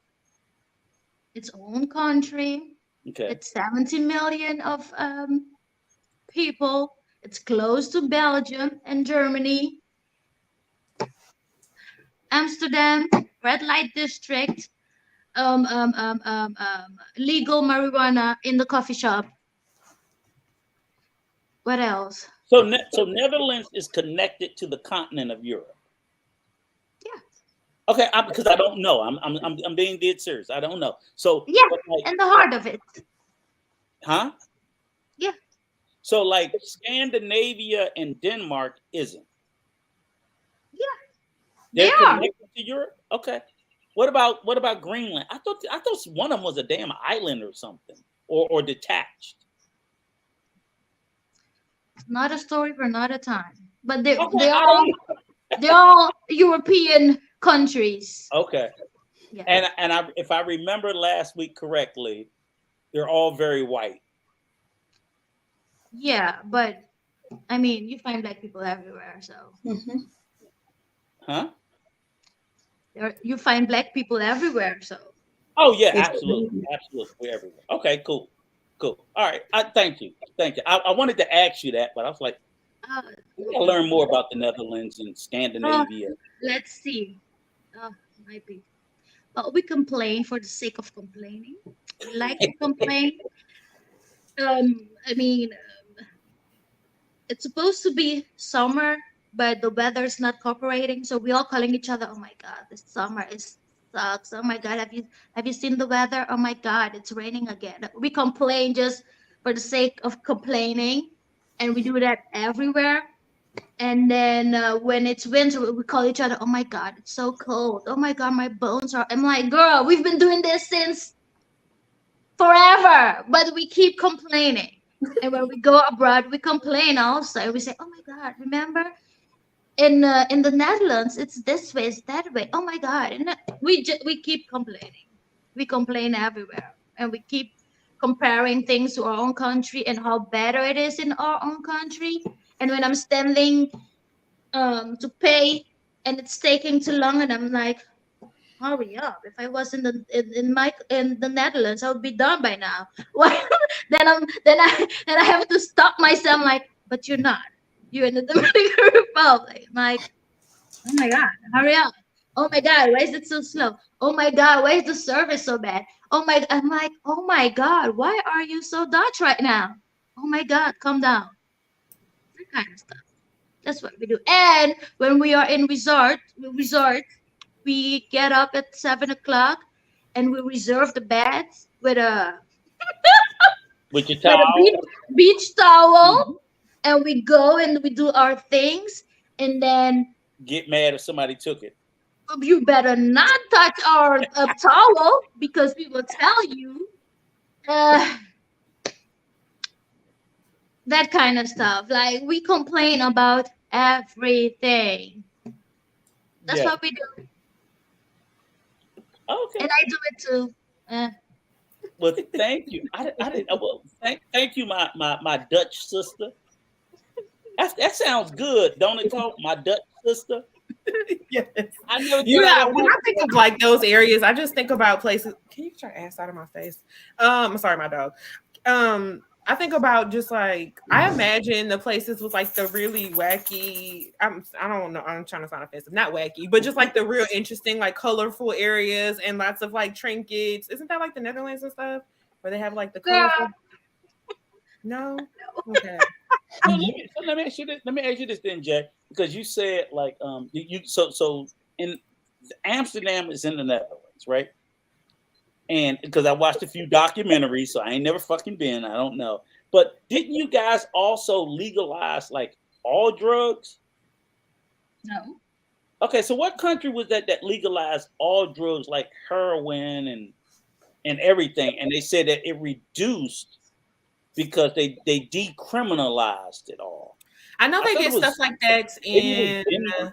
I don't remember, but not us. Oh, this government sure? never legalized all drugs. Okay. Never in this country. I mean, that would stop money being. No, we would never do that. I Thank you. thought they like I thought they like decriminalized it, taxed it, and all that. No. I could be wrong. So that's No. why I said this is like I have so much to learn about that part of the world, and I've never visited. That believe it or not, I don't even like Europe. Like I don't want to go to. No offense, Faye. I don't go to fucking England, Germany, none of that. And I'm actually going to be in Germany next year. Believe it or not. Nice. Even though I don't want to go, I wanted to go to like that part, like Denmark, Sweden, Scandinavia, because I do want to see the what's the fucking lights at night by the North Pole, the Aurora Borealis.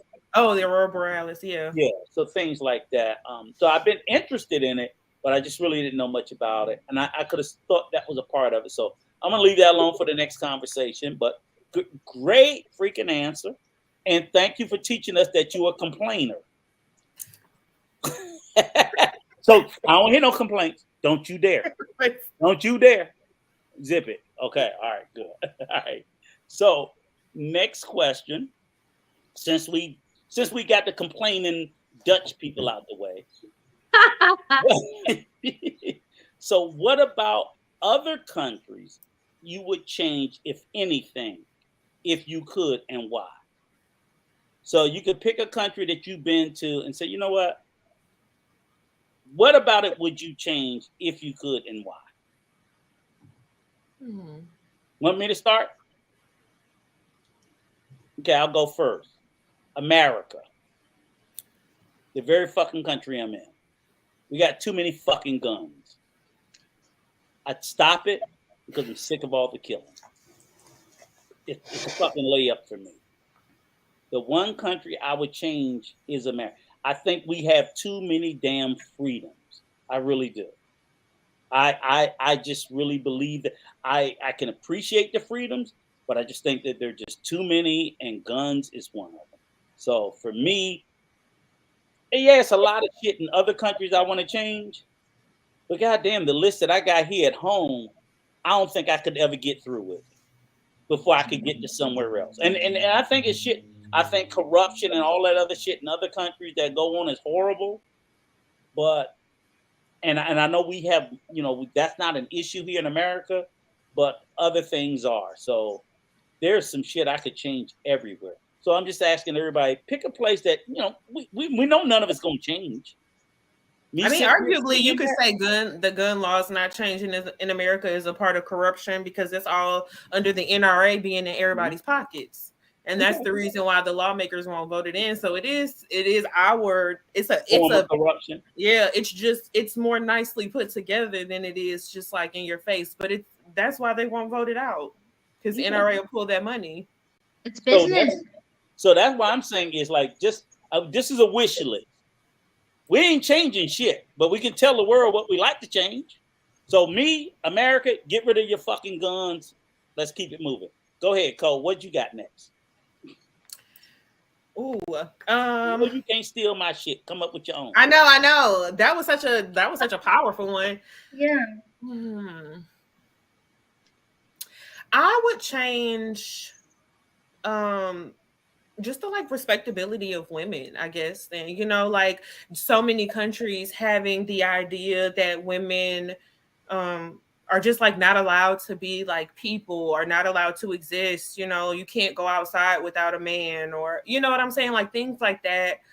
It's extreme, and it makes me sad for a lot of these people, because it just has to suck to always be constantly in fear of, like, I couldn't imagine not being able to leave the house by myself unless I would like go to jail or something, or whatever happens when you do that in some of those Middle Eastern countries. So I think I would want better for some of those women.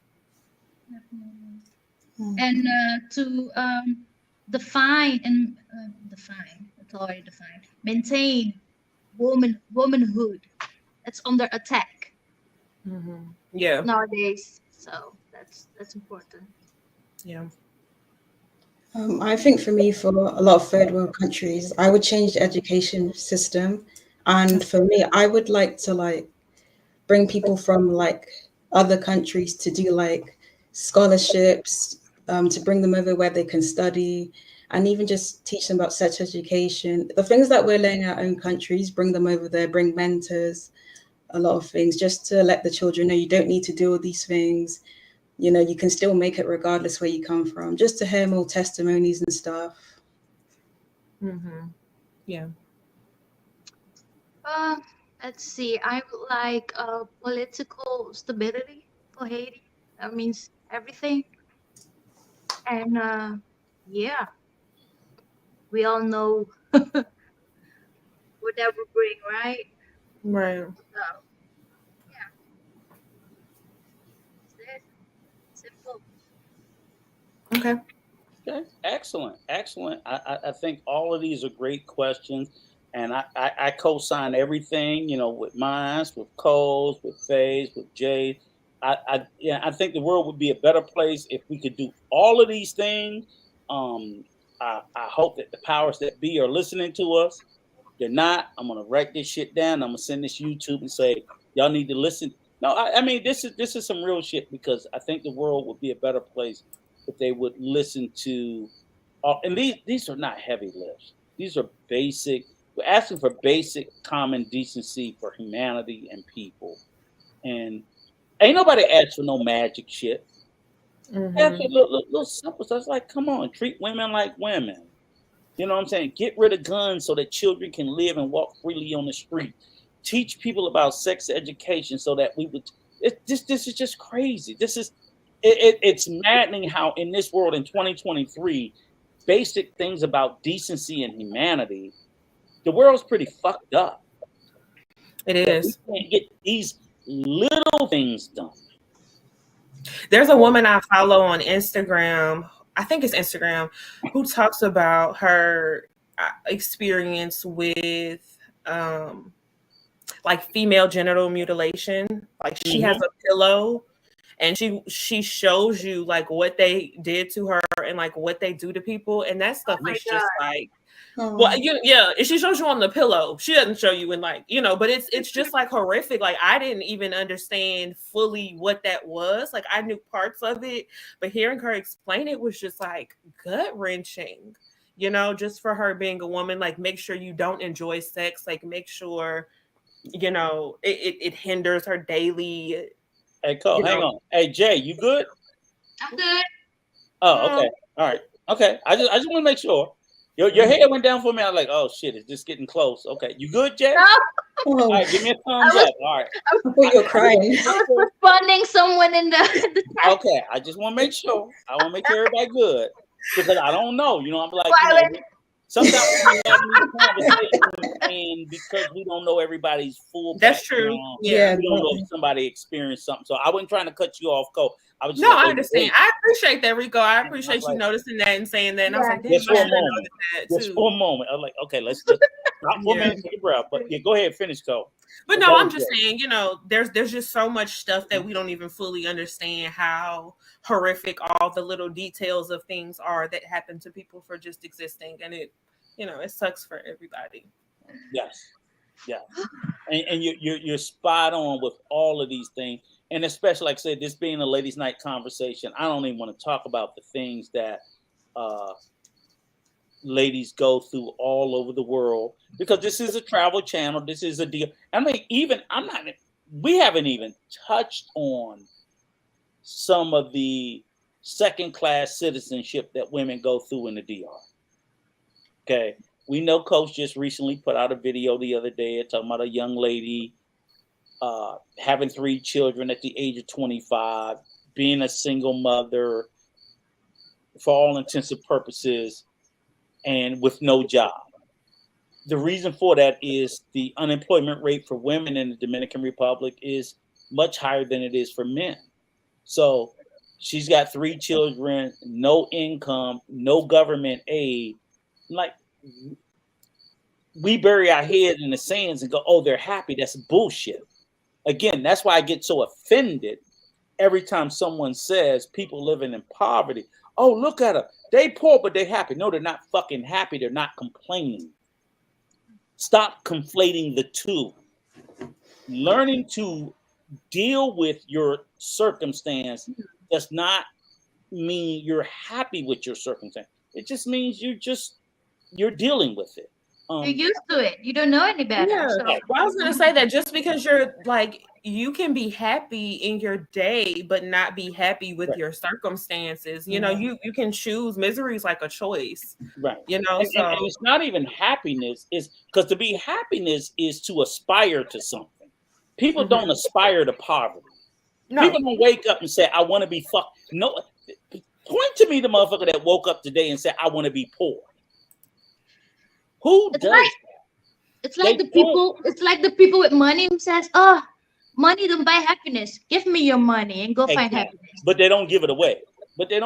So literally all I'm saying is, I'm not saying people wake up and say, I want to be rich. But no one wakes up and say, I want to be without. I want to be hungry. I want to be thirsty. I want my children not to be fed. I want to be homeless. No one wakes up to not wanting the basic necessities that they need. I don't want to be rich, but I don't want to fucking be poor. So if I end up either one, I'm not happy. I may not be happy rich, but I'm certainly not going to be fucking happy poor. Definitely. So I'm just saying is, if I end up poor, don't you project that shit on me. Don't go, Rico happy. He ain't got a pot to piss in or window. No, motherfucker, I'm not happy. I'm just not complaining. I'm trying to survive in this existence. And that's perfectly okay. So I just want us, people on the outside, to be careful about the language we use when we're discussing people who have significantly less than we do. Definitely. So even in saying that, when we talk about women, this is a space about, and this show tonight is about women. I know that women in the DR are significantly less than men. They don't have the same. So I will say to all my American men and men from the UK, when we're all bitching and complaining about the equality of women, oh, women want to be equal to someone. You want them to be like the inequality of women in the Dominican Republic, Colombia, Brazil, parts of Africa and Asia. And that inequality manifests itself in a way that, guess what? These are mothers with young sons, more future men of color. So you're saying I want to make sure that these bees are less economically, less housed, less medically taken care of. You know, I want to ensure that they have less of all of these things, even though they're going to mother and raise the next generation of men of color. That's what you're saying. I don't want these women to have less than the men. I want them to have the same opportunity. I don't want them to have more than the men. I want them to have the same. So if I can import to the DR 100 jobs, I want 50 to go to men and 50 to go to women. I don't want 100 to go to men and 0 to women, because that creates the fucking imbalance, or it even perpetuates the imbalance that already exists. There's already an imbalance in these countries where women are lesser in the workforce than men, thereby creating a higher dependence. And when these men are not dependable, these women are what? Fucked. It's all over Haiti. It's all over Colombia. All I'm asking men to do is look at the fucking economics and look at the fact. In these countries where these women rely on these men, and these men, that young lady that Coach just did the video, don't fucking ask me. Go look at Coach's video he just did. The first 2 baby daddies are where? No fucking where to be found, and they don't give a fuck about them kids. Those 2 Dominican men say, fuck them kids, I'm out. And she gets 0 from them. The fuck are we talking about? That's the reality of that. I ain't making it up. I didn't make the motherfucking video. I don't know the young lady. Never seen her. But her reality is her first 2 baby daddies impregnated her, left her with children, ran the fuck off, and do nothing for those children. The last baby daddy, he gonna do for his. He ain't gonna give a fuck about the first 2, and that's on her, and she's unemployed and fucking dependent with 0 state aid. What the fuck are we talking about? Let's continue on with the conversation, ladies, because see, these are the facts no one wants to talk about. They want to bury their head in the sand and pretend like, oh, they're happy. She's happy. But that comes from, and those comments come from insincere places, though. When people make statements like, oh, look at people in third world countries who are happy, that's usually coming in the context of me having, and I'm not able to get everything I want, and I'm already feeling a sense of hierarchy. And it's like, well, look at the people who are beneath me who feel okay, so I should feel okay too. So that's just like an insincere, like it's even deeper than that. Like that statement is just like, you already think you're above them, and oh, look at them being poor and all I have, and I feel good. And they're dancing bachata and they're drinking Presidente. Yes, but all of that is also born out of a space of ignorance and uneducation. That's what all that's born out of. And again, so oftentimes, and I get so angry because when I sit there and I fight with Dominican people, it's like, look, you take the offense as if I'm talking about you. I'm not talking about you. I'm talking about your fucking government. I'm talking about the people that should put systems in place so that the people at the lower class. So literally what I always tell them is this, okay? In America, if you go back to the 1910s and the 1920s, America was the DR. We had high teen pregnancy. We had child brides. We had all that shit. But it literally took the people to fight and fuss and raise hell to make the government to respond to change. They look at America like the land of milk and honey and I'm like, yeah, it is today. But you don't know what the fuck we had to go through to get it here. They didn't give it to us. We fought and made them give it to us. And until, whether you're in Africa, whether you're in Asia, whether you're in Latin America, as long as you motherfuckers take it, that's what they're going to keep giving you. When you burn the motherfucker to the ground, they're going to be like, oh shit, okay, we need to put some social safety. And those programs, whether it be around educating girls, stop telling girls they can make them get educated, put them on a pill, stop this fucking, no birth control, teach birth control. But see, you're asking men to give up all the reasons, all the things that they gain control with. And too many people who want that power. It's like it's too many people out there wanting that power. It's too many men who take pride in being able to have that thumbs down. Not gonna change. Yeah. That's good. All right. Well, that's good. I didn't mean to go off on that tangent. We're gonna get to the next question. Okay. And because we're almost through it, believe it or not,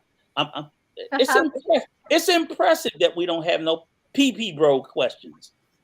They don't like no intellect, do they? I mean, the watchers, the people in here been in here strong the whole time. So we appreciate everybody for holding on, because I've been looking at the numbers and y'all in the comments engaging, and I'm having a good time. And what's the good thing about it? And here's the greatest thing about it is, like, again, yes, this might seem a little boring, but we're not lying about anything. And again, drop whatever question you want. But if you came here for this salacious, I'm gonna get them to fight and all that, ain't nobody fighting with you, goofy motherfuckers. Nobody doing that. I ain't fighting with stupidity. So if you want to fight, go smack your boyfriend in the room. I don't care. We really don't. It's just dumb, you know. But I am open to anybody. And again, we're gonna drop the link before we go. And you want to come up and you want to engage myself or any of the ladies about anything that we talked about, it is open. It is open. But this is open for honest, good conversation. Anything that you want to ask, anything you want to push back on a challenge. We only got like maybe 2 or 3 more questions to go through and we'll be done. And we're going to drop the link because, you know, we're trying to have a serious conversation. These ladies, all I ask is that you come up here and you show them the respect that they deserve. You want to come in and cuss me out, fine. Cuss me out. You know, I'm open for it. But they deserve it. They haven't done anything to earn your disrespect, and I'm not fucking having it. The end. Okay? I'm not saying fuck Juan. Will you kick Juan out? All right. So I'm fuck Juan. All right. So, matter of fact, we're going to do this just so we can button it up. Because we've been like almost 3 hours. I love it. But I'm going to go straight to the last question because I think this is the most juicy. Because then we're going to drop the chat. We're going to drop the link. So that, matter of fact, Nicole, drop the link now. So if anybody want to hit it, hit the link. We're going to pull you up in a minute. But we're going to answer this last question first. So, ladies, what is the place you most want to visit anywhere in the world? I'm the richest man in the world. I'm fucking Elon Musk. I'm gonna fly y'all out anywhere you want to go in the world. Tell me, where is the place you want to visit the most anywhere in the world, and tell me why. And everybody in the chat, put in the chat the one place you want to visit more than anywhere else in the world. Let us know why in the chat, or you can come up and you can tell us, you know, on the live. So we're going to go around and everybody's going to say where they want to go and why. We'll start with Yuko. Okay. I want to go to Johannesburg, Africa, because it's one of the richest places in Africa. And I want to go to Africa and live luxurious for a little bit. I want to go live it up with the rich African people. Yeah. That's why, because I want to be around Black people is my answer for the reason. That's my people. I'm telling you, the rich Blacks. So me and them are here. Have you and then we do got one more question after this because it was an important question, but it was your question, Cole, but we're gonna answer it after this. But go ahead. So have you ever so you never obviously you've never been to Japan. Africa. I mean, I'm sorry. Yeah. I know somebody in the chat said Japan. Oh yeah, Rashawn just said like South Africa. So that's your place. Okay. All right, cool. I'm gonna respect that. Go ahead, Faye. I know I've heard negative things too, but you know, I get where you I actually want to go to South Africa. I haven't been yet, but that's not my most important. But go ahead. I want to visit it. I've heard good and bad, but I still want to go. Mm-hmm. Oh, go ahead, Faye. Sorry. Definitely. It was between Rwanda and Fiji, but I'll say Rwanda because of how clean it is. And just from how like my family friends always talk about it, I just feel like I want to visit. I just want to like experience like another African culture as well besides mine. Awesome. Okay, so you said Fiji? Mm-hmm. Okay. Jay? I think when, if ever, no, let's be positive. When things stabilize, I would say Haiti, because I've never been since I left as a baby. So I would like to visit. I would like to walk on the beaches and visit the town where my mother was born and just feel, I don't know, feel close to my roots, I would say. So that's like on the top of my bucket list. Oh, okay. Interesting. Okay. Well, for myself, my one dream vacation and I've been researching and planning, and I'm like, I'm fucking going whether I hit the lottery or not, is I want to go to Tahiti. I've always wanted to go because I think like, I've studied and saw and researched like areas of the French. Now I don't have any fucking ethnicity or anything that I'm aware of, but it's just like that's a part of the world to me that I want to visit because I think of a lot of places in the world where things start to become developed and more normalized, but like the French Polynesia and portions of that world is still like it was 150 years ago. It has had, of course, they got the internet and they got some things, but they developed much more slower. It's more pristine. Reminds me of the movie with DiCaprio, The Beach, where they went to and the pristine beach. So I've always wanted to go to, of course, I want to go somewhere where you do the cabanas over the water and stuff like that, and the serenity and the sereneness of the beach and things like that. So I've always thought of things like Tahiti and areas in that place that just always has resonated with me, and I really, really, really, really want to go. And the French Polynesian, they dabbled in there, left it, thank God, and didn't fuck it up too bad. So I really want to go there. So that's my dream, and it's expensive as hell. Which of course that would be the case. The more exotic and the more unexplored a place is the more costly. But the more it's developed and blown up, the cheaper it gets. So it's like, fuck, I need to hit the lottery. Just like suck. So that's my dream, Tahiti. I think everybody's ideas was great, but what do you guys think? Yeah, all those places sound nice. I go to all of them. Great. Sounds great. And that Sydney, the Opera House, sound kind of good too. That Yellow Pill coffee company was talking about. Yeah, I actually do. Now I want to Google it and go see it too. Yeah, that's I do want to go to Australia. big time. Amsterdam, I do want to go there too. But Australia is not a quick trip. It's I think from the States it's like 18, 20 hours to Australia. You got to go all the way around through like Malaysia and whatnot. So I'm definitely interested in hitting. I got very good friends of mine from Australia, New Zealand. They're all in that same area.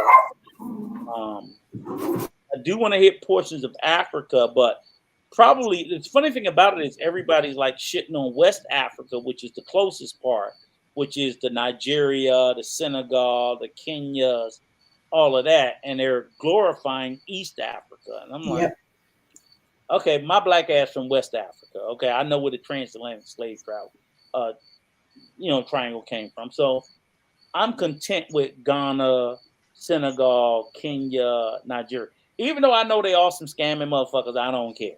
I'm just gonna find out where I'm from, and we're gonna keep it a day. I'm not going over there trying to be any of them. I just want to see where my ancestry come from. I want to see the what is it? The what do they call it? The place of no return. I'm not sure what country. Oh, you talking about with the church on top?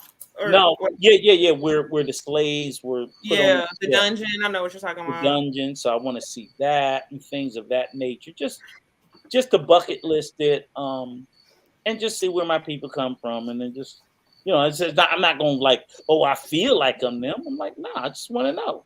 The end. Be able to pass it on to my kids. Keep it moving. We are what we are. Because again, like I said, that connection has been so disconnected for so long. But I think it was a great conversation. How did you ladies feel about the conversation tonight? Really good. Did you? Yeah, I thought it was Very really nice. grounded. Yeah. It was better than last week. Y'all being nice to me or y'all bullshit? No, we're being honest. No, it was really good. Okay. Thank you to all the commenters too for being nicer than the commenters we had last week. We appreciate not trying to be trolled or riled up. Right. And I mean, and there's no reason for it. But again, like I said, y'all know I'm here for it. We're here for it. And we're gonna continue to keep the conversation going. Hey, if anybody in the chat wants to hit the link, drop the link again for them one more time, Cole. Okay. Troy, get your ass up here. Hit the link, Troy. Yella, hit the link for me, sir. Arshawn said he driving. I know these gentlemen personally. They're smart, articulate, gifted. These guys are rock solid. None of them are passport bros. Haitian gunman, hit the link. Stop hiding. I don't know about him now. I don't know about Haitian. But Troy, Yella, Arshawn, I'm calling out people that I know personally that are really solid, will add a lot to the conversation, that are intelligent and gifted. I wish Arshawn wasn't driving because he's my savant. Jay, I'm out. Yeah. Hey, matter of fact, Errol, please hit the link because you came up the other day. Please hit the link for me, brother. Please, please, please. He's a gentleman of mine. We're both 25-ish.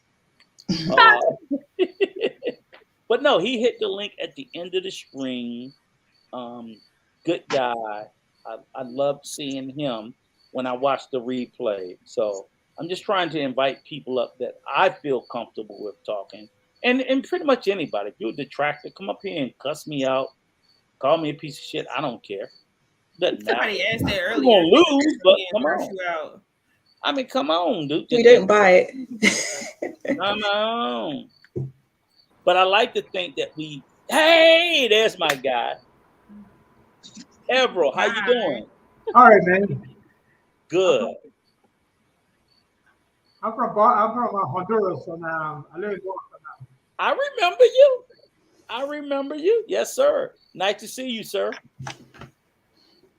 And I was glad because he came up at the end of the last live when we were busting Coach's chops about the scandalousness. Mm-hmm. And he came and gave that authentic opinion. And so let me ask you a question. What is your opinion of the show tonight? The show was good. The show was good today. You hear the female side of whatever of life. So you liked it? Did you like it? Oh yeah, very well, very much, very much. So would you like to see more of it? No, it's all right. It's good that they have the female side of life, because that way Mhm. they have an opportunity to say what they have to say about the struggles and all that stuff, and about teenage pregnancy is something that's very important to look into because these girls are too young, to keep breathing here and there, and then the guy is so responsible that once they get to know that the lady is pregnant, they just go leave and forget about what they did. That's not good. Mm-hmm. I want to ask you a question, Errol, right? Okay, well, now that I got you up here, it's like because it's really weird, right? So not really weird. It's weird to me and Cole. I'm gonna say me and Cole. Maybe Faye and Jay have a different perspective. You're in Honduras, right? No, I'm from Honduras, but I live in Boston already, and I'm from Okay. Honduras.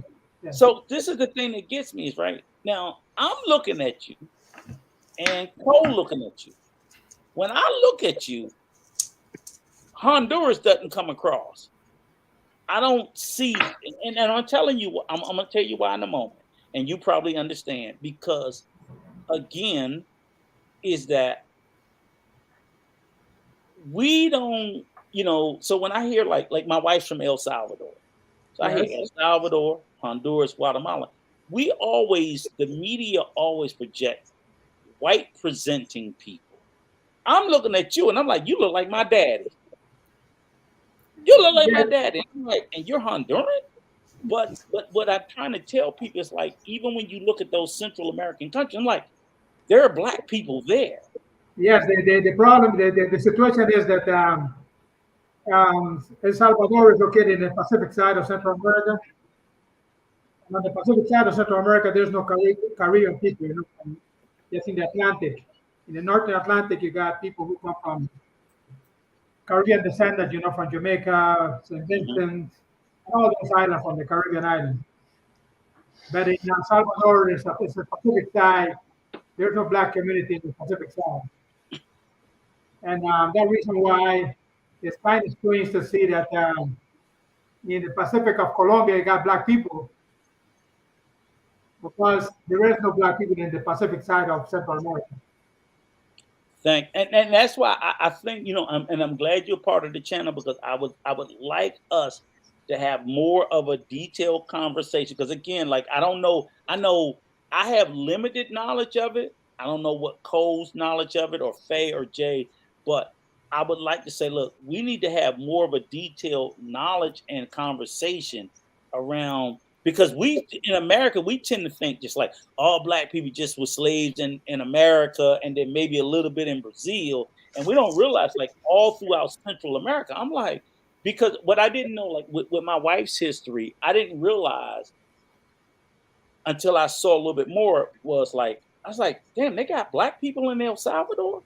And I didn't realize but what they did was they had a lot of slaves in El Salvador, like a lot, but they had a slave rebellion. And when they had a rebellion, they expelled a lot of the slaves. But all of them didn't leave. They did get rid of a lot of them because they're like, oh, we can't, we fuck this shit. But all of them didn't leave. And even to this day, the descendants of them, there's a lot of them there. And I didn't even realize like Guatemala and Honduras had a lot of Afro Hondurans and Afro Guatemalans. And I'm like, damn. And but because in America, we just think they're all white. Yes.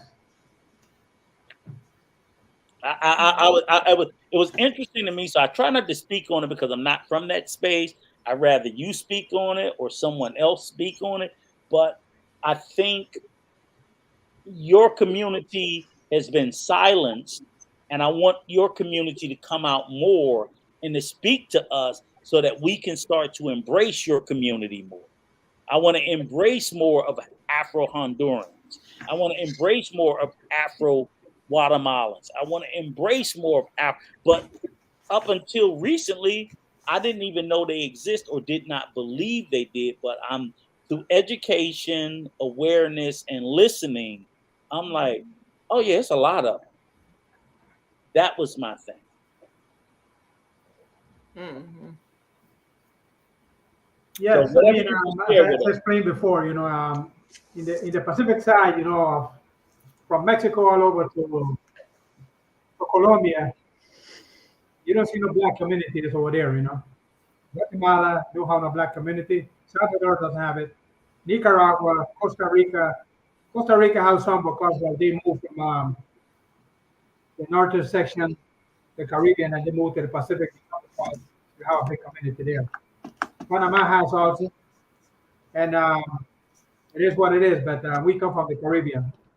So if you on the Caribbean side, if you see Belize, Honduras, Guatemala, Nicaragua, Costa Rica, and Panama, you got a lot of blacks over there because they come from the Caribbean islands. They came as a slave in those times. But other than that, that's the way it is. All right. Well, that's an excellent explanation. I did know about. I have studied up and learned the history of Afro Mexicans, which, believe it or not, just to let people know, is that until 2015, Mexico never counted Afro Mexicans. They always had black people, but they never counted them as black. And in 2015, they did the official census where they, for the first time, counted Afro. And believe it or not, the second president of Mexico was of African descent. The very second president. And it was, if you study the history of Mexico, you will find out that there's Africanness all throughout. And I think there's a city called Yanga, Yanga, which was an African slave that started one of the first maroon communities of free African slaves who, I didn't know they even had slaves that went to Africa, and they escaped and went up into the hills and started their own community. So it's just like it's the same as America, you know. I ain't fooling with Floyd King with his troublesome ass. Troy. I know with the hotel. Oh, yeah. He a piece I of think work. we lost Jay. I know. I'm not sure what happened with it. But again, it's just the thing is that it's just the persistence is if we're willing to study history, we would just know. And I don't preach the bullshit that we were here first. No, I don't believe that. I believe we were all brought over here off of the same transatlantic. Sir, have you checked my pot, man? Oh, I believe we were all brought over here off the same transatlantic slave trade. We were dropped off at different places, but I think that our existence are similar wherever we are, because as Black people, we're resilient. We're gonna fucking survive. I don't give a fuck where you drop us off. You can drop us off in Alaska. It's Black Eskimos. We are going to fucking live. We're not just going to die out. Fuck that shit. We just won't. They talked about, blacks in Asia. We just don't die out. We go, we adapt. Hopefully, I can go to the Dominican within 4 months. I'll try to go to the Dominican Republic. Huh? I'll try to go to the Dominican Republic in probably 4 months. Oh, really? No, I've never been there before. You never been there before? You gotta go. Yeah. You never been? Nope. You should go.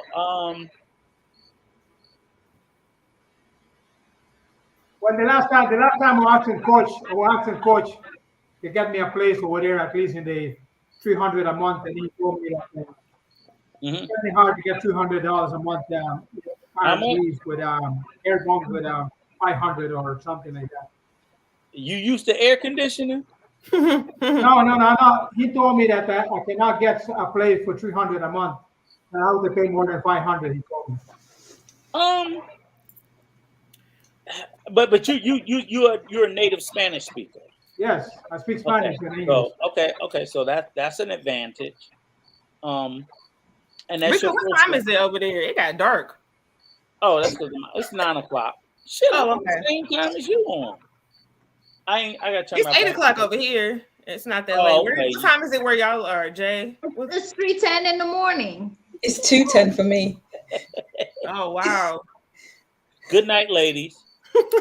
We finished this without y'all. Ebro, not you. Everyone say he's tired too. What? He on the same time I'm on. He in Massachusetts. He in Boston. His ass can stay up. He was Troy, gone with. drop the link, Cole. Troy, hit the link. You talking that Hotep shit down in the goddamn chat. Get your ass up. Before we bring up more people, if you ladies want to go get y'all some of y'all beauty rest, even though you don't need it, since it's super late where you ladies are. Yeah. It was great talking with y'all. I'm so happy to have met you. Yeah, Did you guys enjoy? Did you guys enjoy the live? Yeah, we all did. Really nice. Okay, so it was worth doing it again. Definitely. Yeah. Great conversation. I was skeptical, but you know. Yeah. I told you if I come up here, y'all would be well protected. Did I hold up my end? You did. Yeah, you did. 100%. Thank you. Okay, that's it. That's it. And again, like I said, to the butt hurt bandits in the chat, I don't promote that these women are perfect because everybody can't be like me. I get that, but nonetheless, this ain't a place where we gonna come and we gonna show up and we just gonna be denigrating and beating down on our own for no goddamn reason. And if you got a good goddamn reason, show up with it, explain it to me, convince me, and I'll listen. But if you just up here on some, women, in Jamaica, in the Bahamas, doing the same thing, and I say, show me a fucking name, and you don't, shut the fuck up and go cry in the corner. I don't care.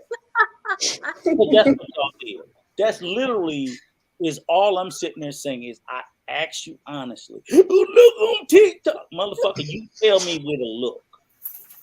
Y'all just sit there and throw out this dumb shit. And when somebody says, "Okay, I believe you," tell me where, and you can't tell me where, then shut the fuck up with making that claim. Because I can tell you a list of YouTubers, and y'all didn't want to ask me, who's sitting there doing creep cam and shit.